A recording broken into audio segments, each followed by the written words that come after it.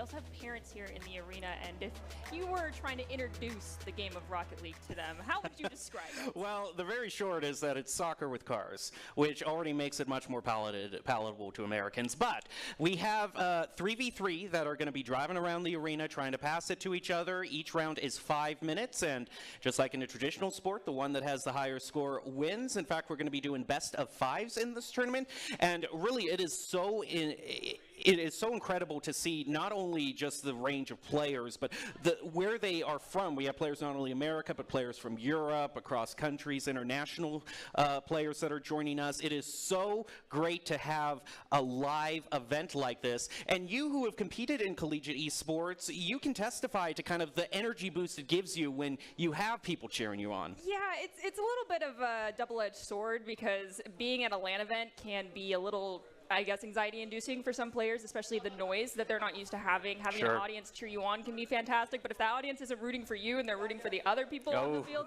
it's not the best feeling when something goes wrong and you hear a bunch of people cheering because you're like, wait, I just died, my team is not doing what we want to do. But that's just the nature of esports. There's fans for both sides, but of course, at the end of the day, we hope everyone is cheering for everyone's victories, regardless of the outcome.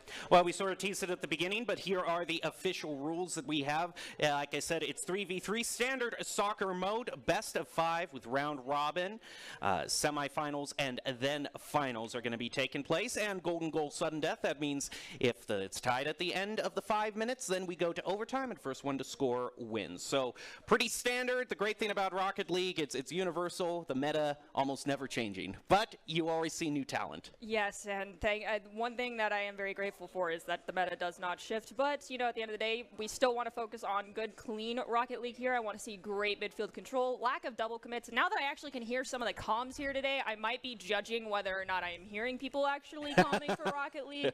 Some people think you don't need to, but it's still very important. But beyond those important keys of advice coming from us here, we have Doc's keys to the game in Rocket League, and those are going to be create the mistakes, punish the overcommits, play the walls better, and demo to disrupt. Today, Doc's keys are presented from Esports Tower, where you can score pro advice at esportstower.com. Improve your game sense, improve your team play, improve your performance under pressure. You'll get matched with great players and professional coaches to help you rank up. As we're ready to head into our first game, it is going to be Lynx versus Vipers to start out the round robin for our Esports Tower event here. Of course, the other thing, just kind of on a lighter note here, is I always got to see what the flow, where we're going to be in the standard arena, so that it looks like pretty standard. I always like it when they kind of bring out the other stages, but I do hope for a little bit of flash in what we see from the cars. I want to see something than just standard octane. You know what I mean? I want to see Mercs be brought out. I want to see Batmobiles, DeLoreans. You know, I just want to be entertained. Maybe your request will be granted. Personally, I mean, like, the cars are cool. I understand that the hitboxes change based off the car you get, and that also kind of can influence your playstyle when it comes to Rocket League. Yeah, definitely. But outside the cars, I want to see the Hot Wheels map. That's my personal favorite. I loved Hot Wheels growing up. I loved the TV show / movie that they made from it. So, like, give me the Hot Wheels map at least one time today, please. That's my one request. If I could have that granted, I would be a very happy person. Of course, whether we'll see if production can grant our wish, but we have been disappointed many times up here before. But we'll just have to see how it turns out. But overall, now that we're going to be talking about the gameplay, you really brought up a good point in kind of the different hitboxes because the different cars, because Rocket League so much is about those fundamentals, about getting in the practice arena, and you can see some of these players, they'll just practice for hours and hours, elevating, doing the aerial passes. It is so technical how precise they have to be. Yes, I jokingly say here on desk you have to be planning to major in geometry, physics, or astrophysics if you want to be a, like, supersonic legend in Rocket League, because some of the stuff that you can pull off in this game takes so much technicality and understanding of how the game's physics engine works that it is genuinely ridiculous, and to be, you know, knocking on a dead meme, big brain. All right, as we're ready to head into our first match here, Viper versus Lynx immediately, almost something being scored there. King Michael makes the first move onto Z Hydra. Regularly seen here at Esports, he's going to save it, get a little bit more side control going for the Vipers, and overall good for these two teams to get a little bit of breathing room after that kickoff. Not too much, though, for the Vipers as Lynx scores first. That was a fantastic pass here. Oh, so King Michael is actually Thrift. I did get to finally say hello to Thrift here when I first came into the arena. Finally able to put names to faces, and so many of you have not sent us your selfies. So thank you guys. Appreciate it. When you introduce yourself to me and say hi, please tell me your gamer tag first, so then I can actually like associate the gamer tag with the face. Adrift now trying to center it up to teammates, going to be disrupted by Enzio. Wild stops at midfield, leaving it for King Michael, elevates up just off the backboard. Adrift trying to get it, but he tries just a bit too fast. He's going to be credited with the bicycle kick, but no goal so far. Another thing you're going to want to keep an eye on are all those bright spots around the... Well, okay, you know what? Wilds isn't even going to let me make my point. Zydra did elevate to attempt to get a touch on this, but it looked like the angle and the height was just not quite right. You can see them right there going up, and they just barely missed it. So that's going to be goal number 2. And typically when we see a team go up by 2, that is when some beads of sweat start forming on foreheads, but we still have 4 minutes and 13 seconds left for the Vipers to catch up. They typically are a cold, slow, and calculated, level-headed team, so this should be an easy task for them if they focus on their fundamentals here and don't let Wilds just run wild with that ball. The other thing I wanted to bring up for those of you who just might be introduced to Rocket League, all those bright spots you see on the field, the orbs, the lights, those are boosts that you can grab. Boost not only allows you to go faster, but allows you to make those crazy aerial plays, so watch those bars on either side of the screen. That shows how much each member of each team has. It's one of the most important utilities you can have in the game. We have the ball get volleyed over to the Viper side of the field. Tokei's going to get a touch on it, immediately disrupted by one of the Lynx players. Zydra goes for the challenge against Thrift. Unfortunately, though, Adrift Lemming still has possession. King goes in to try and get a touch. They will not grab it. Wild to the midfield, redirects to the mid. We have Enzo get in that passing lane, but ends up tossing it towards the net with no follow-up from their teammates. A double commit on defense from the Lynx pays off. But we have Tokei then resetting it, trying to give it to Enzo. Enzo goes for the shot, but it's a little too slow, allowing him to easily get in there and block that. Yeah, Enzo already being the key playmaker for the Vipers, credited with 3 shots on goal so far. Right now they're trying to get their side control back with a pass over to Ezzy Hydra, but it's not quite aimed correctly, so it's going to go off to the side, give the Lynx a chance to clear. Now they go around the end. They're able to steal the boost away from the Vipers. Can they center it up? Not if Enzo has anything to say about it. A very crucial demolition is going to give the Vipers possibly enough time to clear here, although Wilds is going to make it difficult for them, and a crucial save by Tokei. Yeah, that's sent to Zydra, who just barely touches it back to Tokei, who's going to pop it up. It's going to ricochet off that ceiling. Adrift tries to get a touch on it to redirect. Instead, Wild to go for the challenge. Ball is on the side, still here on the Lynx side of the field. Towards the goal in the back third. Adrift sends it towards the side, goes off the wall, looking to dunk it down to a teammate. Gets disrupted, though, allowing Zydra to get in. Tokei goes past the defender, can't get a touch on that ball. Dunks down at the mid again by Adrift. Sent to Thrift. Thrift goes to center it up. Enzo sending it to the side. Zydra now trying to make the play. He's going to have to play it around 2, now 3. Adrift takes it away from him, pushes it back toward midfield. Now he's going to try to play around just one more to get the goal. He's able to do it. Gets the 3rd goal for the Lynx, who have a very dominant start. Right now we have 2 minutes and 2 seconds remaining here in this first game in this best of 5 series. So far, Vipers are struggling to find a foothold and get the first goal they need. Getting 3 goals in just over 2 minutes is not impossible, but they definitely need to start playing a little bit more keep away and getting clears with a purpose here from their back third. The Wild, off a fantastic redirect from Thrift, finds goal number 4 for the Lynx. Now the gauntlet is really thrown down here for the opposing team. You see Enzio unable to save there. Normally you're going to want about 30 seconds for each goal to kind of comfortably score, so the Vipers are going to really have to make something happen here. It's not out of the realm of possibility for them, but we have seen amazing comebacks, so we'll see as Enzio tries to play off the wall and start. Unfortunately for the Vipers, a demo onto Tokei is going to make it a little bit hard for them to go on the offense. We'll see if they can recover. We have Enzo attempt to find a clear, but there's a double commit from the Lynx offense that forces the ball to still remain here on their half of the field. Enzo goes for the challenge against Wilds. Wilds doesn't get a touch, but Adrift does. Another shot on goal, hits the crossbar, but the second touch from Adrift finds its way in, and that is a hat trick, the first one for this evening, going to Adrift. Now, this is one of those crucial points here where you got to remember this is a best of 5, so we still have plenty more Rocket League to play, as you often say. Nerdy, GG, go next. Yes, and 90 seconds, it's doable. We've seen 4 goals, if not more, scored in about 40 seconds here within Rocket League, but 5 goals is pretty difficult. Well, now 6. Wild getting a hat trick themselves, but the Vipers are also a notorious team, like I said, for being calm, cold, and calculated. Sure. First game, especially traditionally here for Esports Tower, regardless of the event that we are doing, does not always tell the story that's written for the remainder of the evening, and this could just be them trying to analyze what's happening and figure out in the minute that we're going to have between these games what they need to do to go on the counterattack against the Lynx. Still plenty of time to make adjustments. Right now, Thrift, shown as King Michael, is going to pass it over, and look at that beautiful passing between all three to get the goal. See King Michael elevating up there over to Wilds, and then Adrift is the third one there. So elegantly pulled off, precision, technical ability. Gonna put the Lynx to 7-0. Still have a minute and 15 seconds left on that clock. Vipers hoping to get that morality boost to finding one goal. We have a demo on to Zydra though. Enzo not giving up, has a great stall here in front of the goal. Sends it to Toke. Toke centers it up, but before anyone from the side of the Vipers can get a touch on it, it's going to be disrupted by Thrift. Sends it to the mid to Wilds. Wilds takes a shot. It's going to not even hit the back wall before Enzo gets a touch on it, forcing a slight reset of the play here coming out from the Lynx. Ball now sent in the midfield. Thrift dunks it down. Has to play around Toke. Toke goes for the challenge, does not get a touch on that ball. Into the corner, we have Zydra trying to dig it out of here of the back third. Enzo's now going after it. Has time to take a few touches, but needs to find an opportunity to make a play here. Does so. Hits the crossbar. The follow-up also hits the crossbar. That ever so steadfast fourth man coming in clutch there for the Lynx. You specifically saw there how Toke flew underneath the soccer ball. That's what I was saying about the boost. Sometimes you can't elevate up if you don't have what you need, but Toke is going to find the redemption he was looking for. Score the first goal. That is the Vipers showing they have signs of life. They are not down and out just yet. While this scoreboard may be reminiscent of, yes, a GG go next, as we say here, there is still plenty of Rocket League left as we tick down to the last 20 seconds here of game number 1. Kickoff won by the Vipers.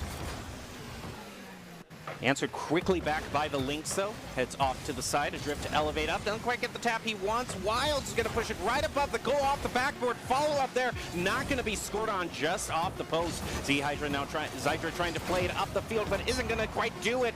And at this point, now it is a question of whether the Vipers will be able to gather themselves mentally and fight back for this full best of 5. Well, right now they're going to have a minute to talk to their coaches. We can see here with our analytics, we have about 62% shots on goal in favor of the Lynx. Boost use pretty equal. Side control, though, heavily favoring the Lynx. And if you were to be trying to give words of advice right now to these Vipers players, what would that be?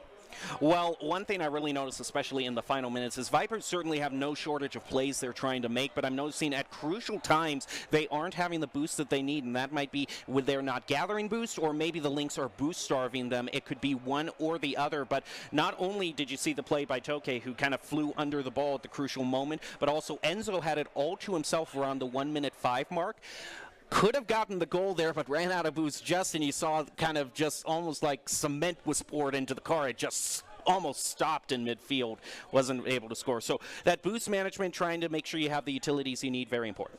Yeah, I agree with that 100%. The other thing I'm also noticing is the lack of attempting to stop the plays coming out from the Lynx. So getting in those passing lanes, stopping that reset from hitting off the backboard to take the secondary follow-up shot. A lot of those goals were follow-up shots. They were not the initial shot taken. So stopping that rebound is going to be very important for the Vipers going into this next game.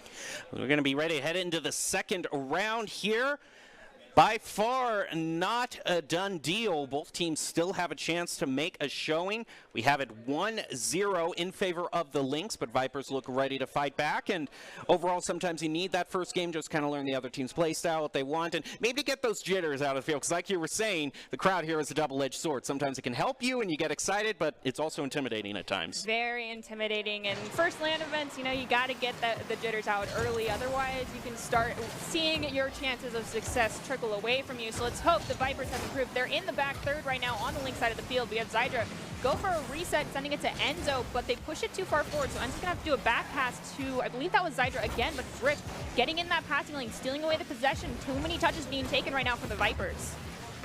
Vipers looking for their clear. Wilds tries to play it around them, just going to miss it.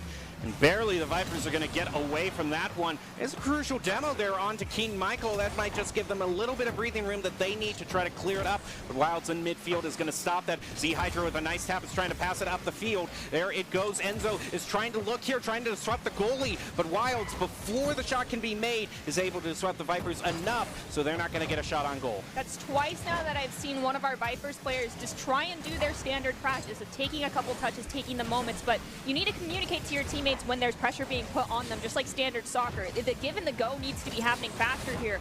Playing too slow into the Lynx' very fast-paced playstyle is not going to be playing into your own advantage here because they are the ones currently in control of the tempo. Zydra does a great pinch, but the follow-up is actually going to come from a Lynx player. We have Thrift sending it to the back wall. Enzo, though, waited there patiently, grabs it, but unfortunately, again, it's going to be Thrift who gets a touch. Now they've dunked it down. Ball's still here on the back third of the Viper side of the field.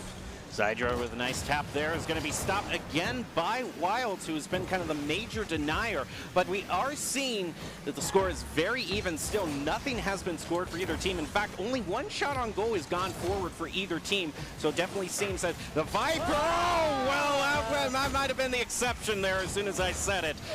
Vipers, again, another very risky situation there. I don't know why there wasn't a goalie back there. It might be just a bit of bullying from the Lynx. We just don't know right now. Got to make sure your rotations are clean. I've seen a couple of times now where we've had all three Vipers very bunched up and close into their goal, not looking to really find an opportunity to make a clear happen with someone in a cherry pick or at the midfield. So it's doing things with a purpose. That's very important, something I brought up here before. Right now, ball's on the back third of the Lynx side of the field. It's going to be popped up from Thrift to Wilds, and Wilds sends it right back to Thrift. Wild gets it over Toke. It's going to be back and forth because we have a two-car pileup between the Lynx players, allowing Enzo to push forward. Now ball crossing that midfield stripe, but it gets dunked down right to a Drift, who volleys it to the back third on the Vipers side, trying to go for the challenge against Zydra. Zydra gets the first touch, though. They're looking for an opportunity, but that opportunity is thwarted by Wilds. Wild's been such a consistent pain for the Vipers whenever they try to make a play here. Seen a lot of demos be brought out, but he might be a prime target. We'll just have to see how it works out. Still tied as we're down to the 2-minute mark. Zydra, though, is going to be the one on the receiving end of an elimination, setting it up for a drift here. Ball is slow, though, giving plenty of time for a save from the Vipers. Now Enzo trying to make the play. Wilds is the only one defending right now. Can they make it? They fly over him. It's going to be set up right in front of the goal. Elevate up, a double commit for the Lynx. Right now they're going to get away with it, though, as they manage to clear past the midfield mark. Wild sends it to the side where Toke was waiting, leaves it for Enzo. Enzo takes a shot. It's going to be saved by a Drift. The follow-up from Enzo, unfortunately, wasn't in time. They still maintain possession. Goes for a slight reset pass to Toke. Off the back wall now. We have an opportunity for Enzo to take the shot. They do, but yet again, a little bit too wide. Double commit from the defense allows Toke to get another touch on it, but we've got three members bunched up, not ready for the breakaway play that's about to happen. They do beat Wild back to the goal, saving it at the last second as Zydra. Drift goes for the follow-up. Enzo will elevate and send that one to the side. Now the question is, who moves up the field? Both Enzo and Toke are a bit boost-starved right now. Zydra only having 31. So right now, it's questionable whether the Vipers can make their play after getting some fresh boosts, though. Enzo moves up the field. Wilds puts it over to the corner here, and it's going to be a clear for the Lynx. Back over toward the Vipers. Goal and a drift. 4 minutes into it, scoring the first. Right when that goal was about, or before this goal was scored, right here when I saw a Drift get possession playing it off that wall, I saw all three members of our Viper squad here on the back third of the Lynx side of the field, overcommitting on a goal, making sure you're not operating in triangles and quadrants. Being linear like that makes stopping goal-scoring opportunities and breakaway plays like that very, very difficult. As we tick down here now into the last 50 seconds of game number 2, Lynx only have one goal, so buzzer beater is still possible, but as I do that, I get the first caster curse officially. And I technically had it before you, so I'll take that mantle away from you. You don't have to endure the shame. I appreciate it, but right now, Lynx are up by 2. It's doable. You can get 2 goals in 53 seconds, but that relies on heavy, clean Rocket League. As we go into this kickoff, Enzo wins heavily, but there's a double commit from the Lynx, allowing a slight touch. Enzo, though, still maintaining possession, gets it over a Drift, tries to send it to Toke, but we also have Thrift getting in there and disrupting that play. Shot on goal, ricochets awkwardly between the crossbar and Wilds, and it's going to be saved and sent to the mid. Now 30 seconds of that last minute has been burned off. If the Vipers need to score a goal, it is now. You see Thrift in the middle of the field. Dehydro with a long bomb shot over. It is in front of the goal, but it's at an awkward angle. It's going to go waterfall in front. There goes the pass from Toke, just off to the left, though. They needed the goal right then and there. They might still have time to try to get it, but with only 15 seconds left, it looks like the Vipers might have to go to a game 3. Right there, that was a fantastic clear, but done. The purpose was not communicated by the team. So many of the Vipers were still over on their own back third, while the Lynx had already pushed forward into the defensive positioning. Ball is right on the back third of the Viper side of the field, hits the ground. Game number 2 goes in favor of the Lynx. There is still plenty of Rocket League left to go just yet. It is best of 5. Lynx are at match point, but reverse sweeps, not uncommon in the world of Rocket not unheard. League. or Esports Tower. You see show shots on goal there. It's a bit misleading, though, because for basically more than first half of the game, there were hardly any shots on goal. So the stat is kind of skewed there. Both these teams, it seems their defense have really stepped up in the second game here. For sure. I can't argue with you on that one. I mean, gosh, what, was it like the 1:05 mark, or was it? Yeah, it was 4 minutes until the goal was scored, the first goal by the Lynx. Yeah, so that definitely shows that the Vipers were doing something a bit different, but it seems as though, once again, the Achilles heel being the doing something with a purpose. When they had that great clear that almost turned into a goal, there was just not follow-up happening. Either the communication was not there, or the intent behind making that clear was not either communicated, or no one intended on that clear actually being successful. And that's what the, you need to be doing this and communicating to your teammates, I'm looking for a clear, or someone needs to be at the midfield and ready for that clear. You don't need 3 people being in the defensive position all in one line, because then the field control is just all in favor of the other team. And I think you also saw the Lynx can be so explosive on the counter attacks. You need to be able to rotate back quick enough, or just not overcommit. You need to have that one person hanging about a midfield who can rotate to back post really quickly. Like you were saying, you don't want to get in that linear formation. You always want to kind of be in a triangle, a quadrangle, whatever sort of shape you want to be in, just not a straight line at this point can yield dividends. But here we go. We're going to go into game 3. Right now the Vipers have to pull off a reverse sweep. But also remember here, this is round robin, so we're not in the finals quite yet, so still a lot of this game left to be played, not only in this match, but for the whole tournament. I mean, if they're really, really trying to make a, in the words of Doc, a type of boomerang play here and just be like the sleeper agents and be like, this is our play style, and set this as the tone and momentum and pace that they're going to be playing for this tournament in game number 1, just so like the spotlight's moved off of them. Props to you. That takes a lot of mental power to pull off if that is the plan, but good luck.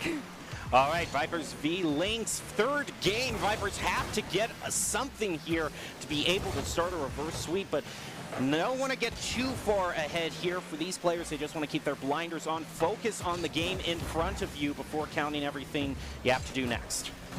Adrift currently on the back third. The Viper side of the field, we have a demo onto Zydra from Thrift. It's going to make things a little bit difficult here on the defense for the Vipers. They're maintaining themselves, though. Thrift looking to send this ball into the into a centering opportunity. It's going to be stolen away by Enzo at the midfield, immediately volleyed right back by Drift.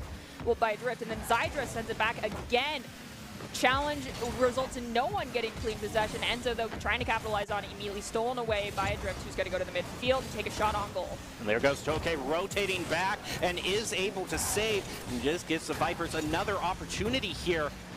Wild's going to try to clear. Toke is unable to deny it, but Zydra sure is. Pushes it in front, trying to play around them, but not quite going to be able to get the goal there. But you see 2 Lynx kind of bunched up toward each other. Now they're going to try to play off each other, and Toke again. That's the last-minute rotation, saving the Vipers. Ball is at the mid. Wild gets possession after going airborne with it. Enzo stops that shot on goal. Here on the side, still in the back there, the Vipers side of the field, we have great clear gets sent to Enzo. Enzo's shot on goal does get saved. Ball is still on the Lynx, back there of the field. Zydra's going to elevate. Thrift is going to go for the challenge, dunk it down, crossing midfield stripe. Enzo goes for the return volley. Adrift goes for the challenge, sending it right back towards the midfield.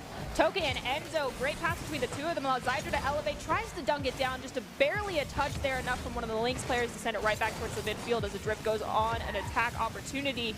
He's going to have to rotate back, though, as they do lose possession. Toke trying to make the plays, actually going to rotate up. Enzo gets it stolen away from them now. Dangerous situation for the Vipers. They have no boost, and they're going to get scored and punished for that. Unfortunately, I think what you mentioned in game number 1 is really rearing its ugly head right now, which is the boost management, boost starving that's happening currently for the Vipers. They're losing out on quintessential resources when it comes to the fast-paced game of countering the Lynx. They need to start prioritizing making sure they're getting those boosts. Oh, right off the kickoff, Toke. That's a fantastic kickoff. Oh, Enzo is just barely touched on by Adrift. We do have Toke not giving up just yet, putting pressure on. Zydra's going to help out, get possession. Adrift, though, sends it to Thrift off the back wall. Thrift goes for the redirect shot. Adrift tries to do it themselves as well, but Toke is going to disrupt the opportunity. Wilds takes a shot, goes off the backboard. It's centered up for Adrift. It's going to hit the backboard yet again. Toke now looking to dunk this one down. Unfortunately, takes a few too many touches there. Ball's going to be finally finding its way into the back of the net from Thrift. One other thing I gotta point out here is at the beginning of this round, since we're talking about resources, I was talking about, watch the bars on the side, not seeing how much boost they have, but a thing you want to be looking at is how those bars are depleted. A lot of players will just kind of tap the boost a little bit at the time so they can conserve what they have as long as they can, and if you see those bars kind of going down very fast, then that means they might not be using the boost in the most efficient way. We have the ball, unfortunately, go over Zydra. It's going to hit the awkward pocket that's there on the back wall. Toge tries to get across this midfield stripe. Enzo goes for the challenge. Zydra's going to stop this shot on goal. Plays it around Wild. They are having a drift put pressure on them, though, so the give and the go needed to have happened, but it didn't. Now Toge is trying to go on the defensive, but a fantastic demo in the goal onto Enzo will result in goal number 2 for the Lynx. I mean, if you were wondering why it was on Doc's keys to the game, that is exactly why you want to do it. Drift sees his opening, takes Enzo out, who was trying to rotate there. It left the goal wide open. That's exactly what you want to do in this game. 3-0 for the Lynx. Look like they're cruising to a win. With 2 minutes left, anything can happen. We have Wild go for the shot on goal. It is going to hit the crossbar. We have Thrift try to reset this play yet again. He's going to have it in the corner, though, so it means that the angle's not going to be quite right. It does find its way almost to the midfield from a clear from Enzo. Wild tries to get a touch. Enzo's going to send it to Zydra. Zydra pushing forward now. Pushes the ball a little bit too far in front of themselves, making it difficult to maintain possession. Toge tries to go for the save, but Thrift now slows down, plays it around one, has to play it around another one. Enzo, though, gets above Thrift and manages to get a touch on it, forcing a slight reset. And Wild dunks this ball down, and Drift comes in for the shot, and that is goal number 4 for the Lynx. And unfortunately, right now, it's just too much time the soccer ball is spending on the blue side of the field. That's that side control that we've been seeing at the end of every game here, just affording yourselves more opportunities for more shots on goal. Not unheard of, though. It is for us to see 4 goals in about 90 seconds. We're going to have to probably see one very soon here. We'll see how Zydra can do. It's trying to set it up and center it. And so now with the follow-up, it's right in front of there, it's just gonna trickle in, and the Vipers have started, hopefully a comeback for them. We might be able to see this in the replay here. Never mind. We're not going to see what Zydra was doing with possession, but it did seem like they finally are recognizing the fact that when they're on these offensive opportunities, they need to be looking for those give and goes. Someone needs to be ready to receive that ball or be ready for the follow-up, because too many touches, the fast play style of the Lynx, they're immediately going to push you away from that ball, or they're going to demo you to get possession. Right now, ball on the back third to the Viper side of the field. We have Toke go for the challenge against Thrift. Thrift does not get their shot in. Enzo gets it past one. There's no one to beat, but they are unfortunately not in a position to take the shot, so they have to try and center it up and dunk it down to someone. They find Zydra. Zydra gets the center up, and Toge's shot, unfortunately, will not be received immediately from someone, so they have to reset this play with 40 seconds left on the clock. I like what you've seen from Enzo there, though, is able to take the boost away from the Lynx in their own territory right now. They're going to be running dry very soon here as they try to push it back. They managed to get the clear. This enough time for the Vipers to try to clear it back themselves. It's going to head down to half a minute left in this match. Vipers really need to pull together here to get the win. We have Wilds going for a shot on goal. It's going to be saved by Enzo. Enzo has the opportunity to push it to the midfield. Adrift whiffs their opportunity to get a touch on it, but Zydra has no one to beat, takes the shot, and that is another goal for the Vipers. We have 13 seconds left on the clock, though. That is a very, very heavy task to overcome. I don't know, but maybe 13 is in fact the lucky number for the Vipers. We'll just have to see. They're going to have to be able to get it right off the kickoff here, which we actually haven't seen any goals really scored right off the kickoff so far tonight, but it does happen. Senzo is going to make the hero shot here toward the goal. It's just up and going to want to fall down, but an unfortunate bounce off the backboard is going to put it in an awkward position there. They try to get the goal again, but the timer is just not their friend. That's going to be the first win there for the Lynx, winning it 3-0 in the first round robin match of the night. It seemed like the cobwebs finally had shaken themselves out for the Vipers there in game number 3. As you mentioned earlier, it's still a round robin, but for now, congratulations, Lynx. You guys are going to win our first game here with our Rocket League event with Esports Tower. It wasn't the most easiest game number 3 for them to win, because definitely the Vipers started swinging back as hard as they could in that those last 2 minutes. Right, and we definitely saw a major improvement from them. I wouldn't count them out for this tournament by any stretch of the imagination. They were able to improve. And honestly, Jem, you could see that going out alone can get you so far. I mean, being a ball hog in Rocket League is never something you want to ever experience. And ultimately, if you want to increase your chances of success, you have to level up your teaming skills. We definitely saw that coming out from Thrift and Wilds, two players that we have time and time again seen being a dynamic duo, and Adrift has worked in very well with their play style, and they've been improving ever since the first day we saw them here at the Esports Tower Rumble. Esports Tower really takes the time to create teams of well-matched teammates, and I'd like to give a shout out to Coach Jake. And if you're watching and haven't checked out the Esports Tower clubs, you definitely should. It's the fast track to help you rank up. Yeah, he might actually be here tonight to actually hear your call out to him. It's not remote shout out anymore. Jake? Can I meet you? Well, we're just going to see. But like I said, this is a whole tournament. It's the first round robin match. We have so much more coming up. For sure, so be sure to stick around. We are going to take a quick break, allow everyone here in the arena to, grab some water, use the restroom. We got to rotate teams out. That's the first experience for these guys, I believe. Something you're not used to if you've never gone to a LAN is being ready to get on stage. So next teams that have to hop up there, good luck. Let's hope you're ready, and we'll be back here in just a few minutes.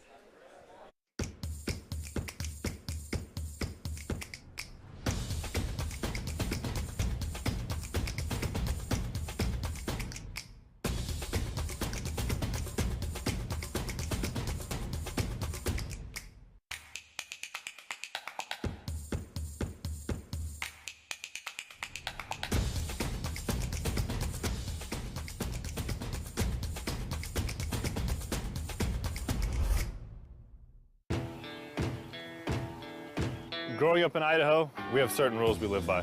First rule, camouflage never goes out of style. And always buckle up. Seatbelts save lives. That's a rule we can all live by. Growing up in Riggins, we have certain rules we live by. Look both ways before crossing the street. Fishing stories get better the more you tell them.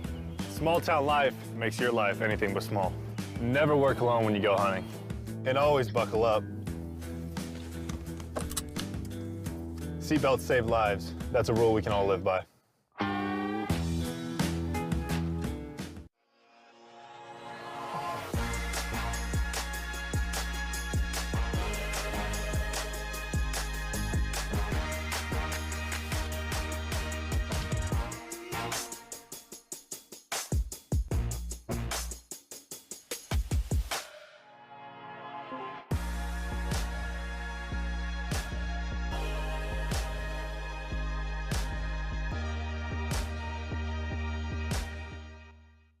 Build bridges and hospitals in a day.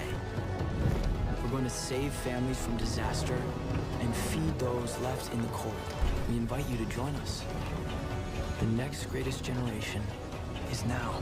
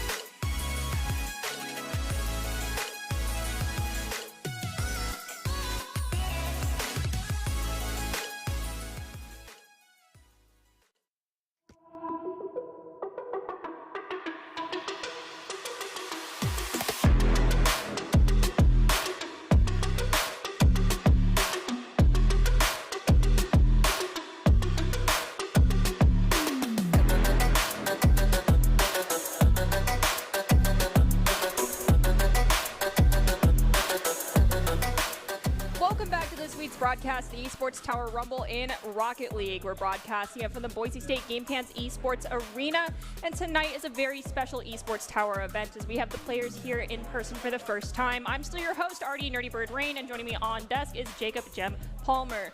All right, so that first match was very exciting, and do you think these players are performing well despite the kind of different environment that they are in? Because You gotta remember we're gamers at the end of the day, and a lot of us spend our time in our bedrooms. Well, you know, I think we definitely saw improvement from the first game. Remember, the first game was 7-0, and then it was just like a 2-goal win, a 3-goal win for the rest of the best of 5. So I think we definitely see that once these players get in their groove, we'll see a lot more competitive matches. A lot more has yet to be played for these teams. And what's most exciting is we're going to still see the Lynx who are fresh off their win, but they're going to go up against the Barracudas, which, man, if there was a story team in Esports Tower history, a more well-established, top-notch team, it's the Barracudas. For sure, I couldn't argue with you on that whatsoever. The Barracudas are a long-standing Esports Tower team, and they're definitely a force to be reckoned with.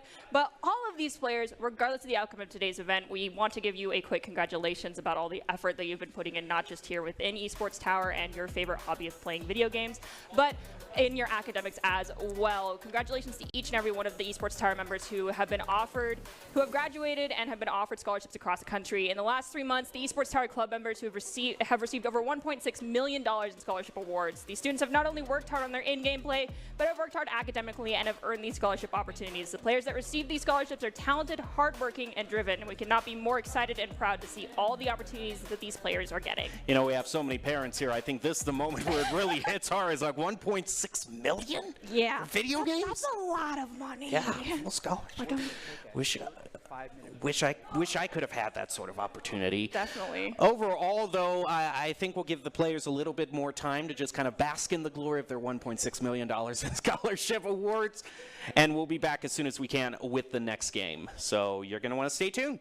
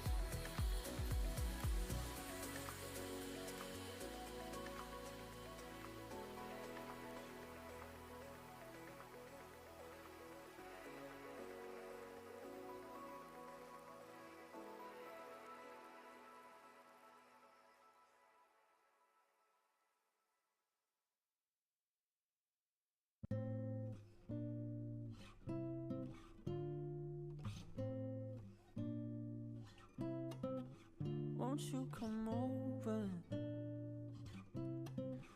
Dying to know where you came from.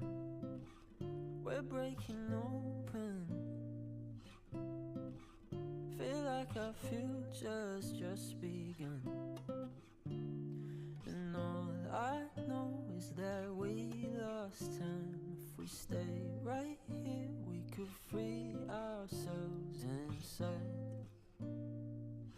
We'll stay awake forever. We'll hide away when no one knows. Let's run away together. Just lead me into your world. We'll We'll stay awake forever. We'll hide away when no one knows. Let's run away together on our own. Just lead me into your world.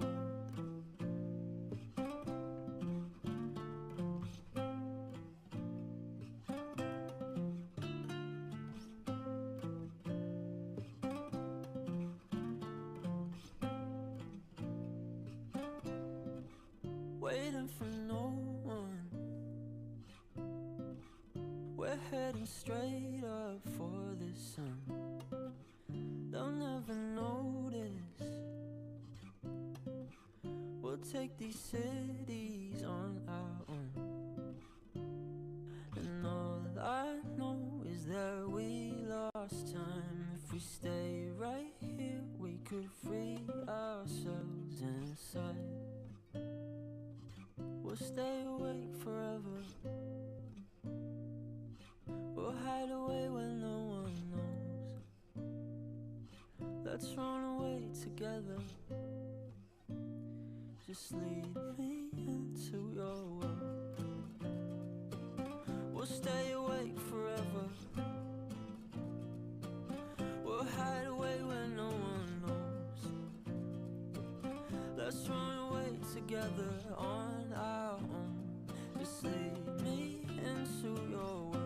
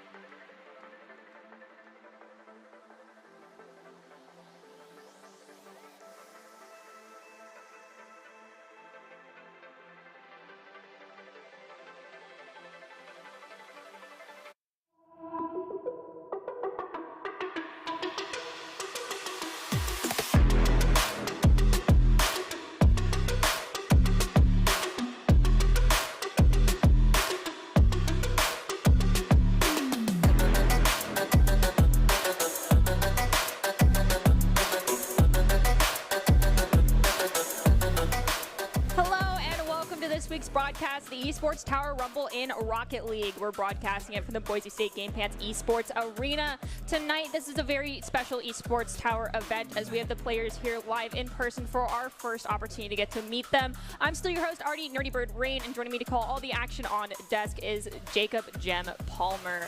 All right, so we are going to once again be seeing the players we saw earlier, which is going to be the Lynx, but they're taking on the Barracudas. Right. Yep, very well-known names in the Esports Tower sphere. Have been around since practically the beginning, kind of one of the veteran teams, if you will. So it's going to be very interesting to see how the team that just freshly came off the win goes up against some of the best players in the league. Yeah, and one of the things we got to keep in mind is like the exhaustion that you tend to feel, because being in person also tends to be a little bit more mentally and physically taxing on players, and you're not in one spot. You don't get to just stay at your desk, get up, go to the bathroom, go to your kitchen, grab some water. You have to rotate computers from a warm-up to being on stage to getting off stage and coming back. So that can be very overall different and just exhausting. So let's see if that impacts the play of the Lynx at all. But if you were to give any advice to the Barracudas who are going up against the Lynx, what would you be telling them? Well, I think it's very fortuitous you actually brought up advice, because we actually have some pro advice from our one and only Doc Haskell, and that's brought to us by Doc's Keys to the Game in Rocket League. And the players have a chance to see it in the arena this time, not just over remote, in person. Doc's Keys to the Game. You know, it'd be really cool if we had Doc go walk over to them and like hold up his playbook and be like, all right, here's your keys, and tell them himself. But we'll tell them for them, and those are: create the mistakes, punish the overcommits, play the walls better, and demo to disrupt, something we saw come in absolutely clutch for the Lynx earlier. Doc's Keys to the Game are presented today by Esports Tower. Score pro advice at esportstower.com. Improve your game sense, improve your team play, improve your performance under pressure. You'll get matched with great players and professional coaches to help you rank up. Alrighty, Lynx and Barracudas, just like the last match, it is going to be a best of 5 in the round robin thus far. The players are just logging in. We'll see how they do. I saw that. Yeah.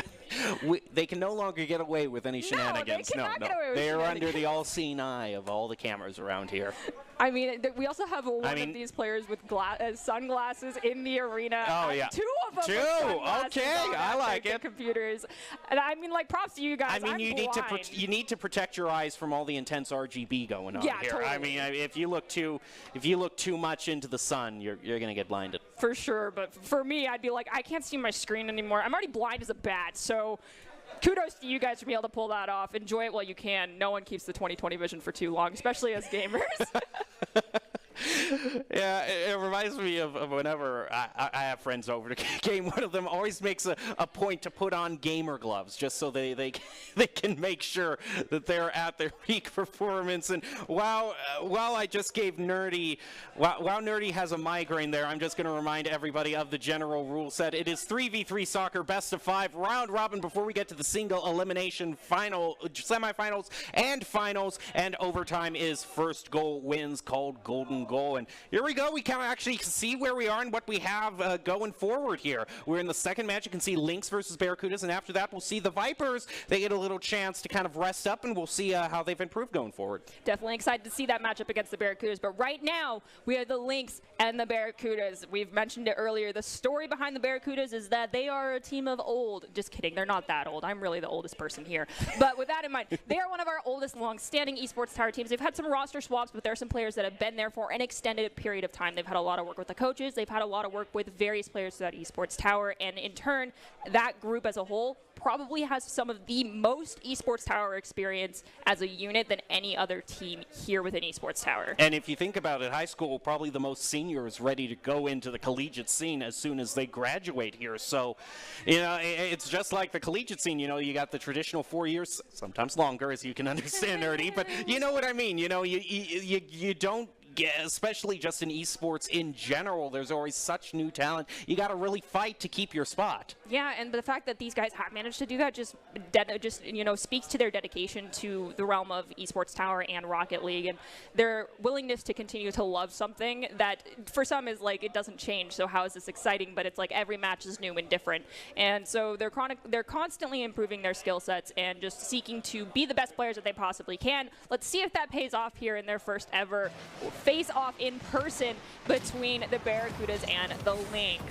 And already Thrift is going to make his presence known. We actually see Thrift has made a point of telling us between games that it has switched over gamertag to the proper name. So thank you for Thrift for doing that. But on the Barracudas, we see Greed, Quez, and Crayon ready to make their debut on the live performance. We'll see how they do going forward as Quez tries to set it up clear. Yes, and that was a tee-off from from Quez to Cran, but unfortunately it hit that crossbar. Greed still kind of in a cherry-picking position here. We have Cran rotating back, gets possession, can't quite play it around Wilds, though. Ball is still on the back third on the Barracuda side of the field. Wilds is going to get demoed by Quez. Thrift is going to pick up the slack, and then another demo onto a drift, but it doesn't matter. The demo, you took out the player, but you didn't move the ball away from its trajectory, so Adrift might go up in a plume of smoke, but they still get a fantastic first goal of the game. You know what we often say in Overwatch 2? It's a game of objectives, not a game of kills. Very, very true. With that, first goal is going to go in favor of the Lynx. Still have 4 minutes and 12 seconds left on the clock, so plenty of time for the Barracudas to swing the momentum back in their favor. But I do like the chippiness that we're seeing from the Barracudas. They are here to play. They're going to try to set up. They're going to pass it back toward midfield. Nice shot there, back toward the goal. Adrift is going to rotate back, Quez was able to save that one, is now going to be looking to clear it out. He's going to get demoed as a thank you for that from the Lynx there. Greed trying to set it up. It is blocked again. The Barracudas are definitely trying to make. We'll see how well they can rotate back here, there, and Quez is able to save. Now trying to go on the counterattack. Is going to go up against Thrift. We'll see if they can center it and get their first goal. We have Adrift dunk the ball down over Cran. Greed is going to be there waiting in the defensive position, but they pushed forward, and there was a slight awkward double commit there. We might see here in the replay. Yeah, we're going to. We have Greed and Quez. Quez, I believe, coming off the respawn there. Unfortunately, both on one side. Quez goes for the boost. Greed goes for the initial block. Can't get the second one, so that's goal number 2 for the Lynx. And typically, once you're up by 2, it's smooth sailing from there on out. However, 3 minutes and 30 seconds is a lot of time to keep that 2-goal lead. And it's like we also saw with the Vipers. It might just be, you know, again, Lynx have been playing more on stage here. We'll see how the Barracudas can do warming up against this new team that they're going up against. Drift's trying to center it up. It's just going to head back, but they're going to keep control of it, keep the side control going. Greed now, Quez moving in for the clear, is going to play it off the wall. Centers it up successfully, but Wilds is there as the hero play for the Lynx. Such an important player. Wilds now has Cran hot on their tires. They have to give it up, and they dunk it down to Thrift, who comes in, finding goal number 3 for the Lynx. That was a fantastic give and go. They recognized that there was pressure being put on them from Cran. Cran couldn't get the ball off that awkward ricochet, and we do see both the other 2 defenders both flat on the ground. Not much they could have done to prevent that from happening. That comes down to trusting who's on the defense, who's rotating the back post, and who's got midfield control. Got to clean up those rotations for the Barracudas to start preventing these opportunities from happening as easily for the Lynx. Adrift to elevate up. Quez going to try to block, is able to ground it. Leave it off for Crayon, who goes in and demos Wilds. Wilds is going to be back on the field, though, in a few seconds, as Crayon is unable to get the touch he wanted there. Now look out for the Lynx again! See, I think I know what the problem is here. The Barracudas aren't wearing sunglasses. That's the main thing. I think it's the sunglass difference here. It seems like the players might agree with you. Immediately they start nodding. Yep. As we go into the next kickoff, Thrift is going to get the better touch on that one. Cran was there for the challenge, but it's going to be Quez who dunks it down to Greed, as we have Adrift now rotating back to try and get in position. Wilds will get a touch on it, send it to the side, looking for an opportunity to maintain possession. Is going to pop it up. They do not have anyone there, so Quez is actually going to send it to Cran, who sends it right back to Quez. Quez doing what they do best, the aerial play. It's going to be pinched off against that crossbar and Adrift. Drift slows down, trying to maintain possession. Greed disrupts that off the backboard. Quez goes for the redirect shot, can't find the angle, and Adrift finds the save. Quez, though, at the mid, sends it to Greed, and they are resetting the play with Quez going back into that defensive positioning. Still plenty of time, though, for the Barracudas to make their first statement. Look at that disruption by Crayon, pushing Wilds back onto the field. Now rotating back for a bit of defense, is able to get a tap on it back towards midfield. Gonna stop the clear from Adrift. Now Wilds elevating up, opening here for the Lynx as they got a demo, but there we go. Crayon, nice rotation back, is gonna be able to save it. Barracudas need a goal, though, very fast. There was a shot on goal, but it did not get close enough to be credited, so Thrift pops the ball up to Wilds. Cran plays it to the wall, trying to maintain possession, but pushes it too far and allows it to be disrupted. Greed now going forward in the corner here, looking to dig it out. We have Quez center it up, going to be sent right back to the side by Wilds. Wild. Quez now off that back wall. Can't get a touch on it before it's immediately turned away by one of the Lynx players. Drift's going to pop the ball up. It's ricocheting off the ceiling. A double commit. This is an opportunity for Quez. Oh! Shot is too wide! And a Drift gets a fantastic breakaway. Cran, though, at the top of the back third is going to stop that one. Greed now pushing forward. A Drift trying to stop this one at the mid. Turned away by Cran. Oh man, that couldn't have been more perfectly gift wrapped right there. It's like your Christmas present is their gift wrap for them, and then in trying to unwrap it, you get a paper cut. You know what I mean? It's that kind of general vibe. But again, we saw this with the Vipers. Sometimes you just need to warm up, and with the 4-0 here, Barracudas can maybe get a little bit of breathing room between these games, kind of regather themselves right here, and make this a more competitive best-of-5 going forward. The Lynx showing that they haven't lost any step. It's definitely important to remember, though, Barracudas, this is their first time on stage. This is their first on-screen at-a-LAN broadcast from us here within Boise State and Esports Tower. Whereas the Lynx, this is game number 2 for them. At this point, it's a cakewalk. They're like, 25 minutes, we're all good. We know how it works. We're veterans at this point. We're veterans. We know to wear the sunglasses. They know they're here for the environment they play in. I mean, there you go. That's the live sunglass cam right there. And with that, it's going to be goal number 5 for the Lynx. As we mentioned, though, it's a best of 5. There's plenty of time left for the Barracudas to turn this one down around in their favor. But Wild right there gets a fantastic touch on a double commit, something that needs to be cleaned up. Might just be needing to get the gears turning, greased, and cobwebs shaked out there for the Barracudas, because they typically are not super guilty of those double commits. It's just very well could just be right now the nerves of the whole event, as we have Quez elevating. He hits the ceiling a little bit. They still maintain possession, but on the ground, it's going to be Thrift who steals it. Greed tries to take it away. Ball hits the ground. That's the end of game number 1. And you see the Lynx right there congratulating each other on that first win. As we go into kind of the more detailed stats, you actually see Barracudas had more side control there, and there were certainly opportunities for them to score there. It just didn't quite work out for them. But I think we still got a lot of game left to play. I want to see some more competitive games. I'm going to be completely honest with you. Something that I noticed that seemed a little bit off character coming out from Cran is typically a very demolition-heavy style player. They create a lot of opportunities by doing disruption, of whether it be just being physical with the other team or creating a lot of opening the space by demoing someone with ball possession, allowing their other teammates to come forward and take it from there. I did not see a lot of demos coming out from Cran, which is a little bit different. Perhaps the demos are being allayed by the Lynx, or Cran is just trying to be a little bit more patient and not be the demolition derby champion that we've seen before in the past. But I feel like if that starts happening, like the Lynx starts spending a lot of time on that respawn screen, things are going to get a little bit difficult for them. But I think it's also kind of deflating, because we saw the double elimination at the start there, but when you have a team as accurate as the Lynx going through there, that they can just bomb it from midfield. There you go. Yeah, they realize how cool they look with the reflection in the sunglasses. They got the vibe going there. I'm getting major Top Gun vibes right now. I don't know how to feel about that one, guys. I don't know. Maybe they realize how well it's doing at the box office. So, like, we're emulating everything. The look, the performance, the Very victory. true. But I want to see the Barracudas. I know the Barracudas are super talented. You do not want to count them out for a minute. And off the kickoff, it's going to be Cran who wins that one, but they are going to rotate back as a Drift snags it off the wall. A 50-50 between Thrift and Quez allows Thrift to get the better of the touch. Elevation from Greed is going to dunk it down to Quez, but Quez pushed food too far forward, too fast.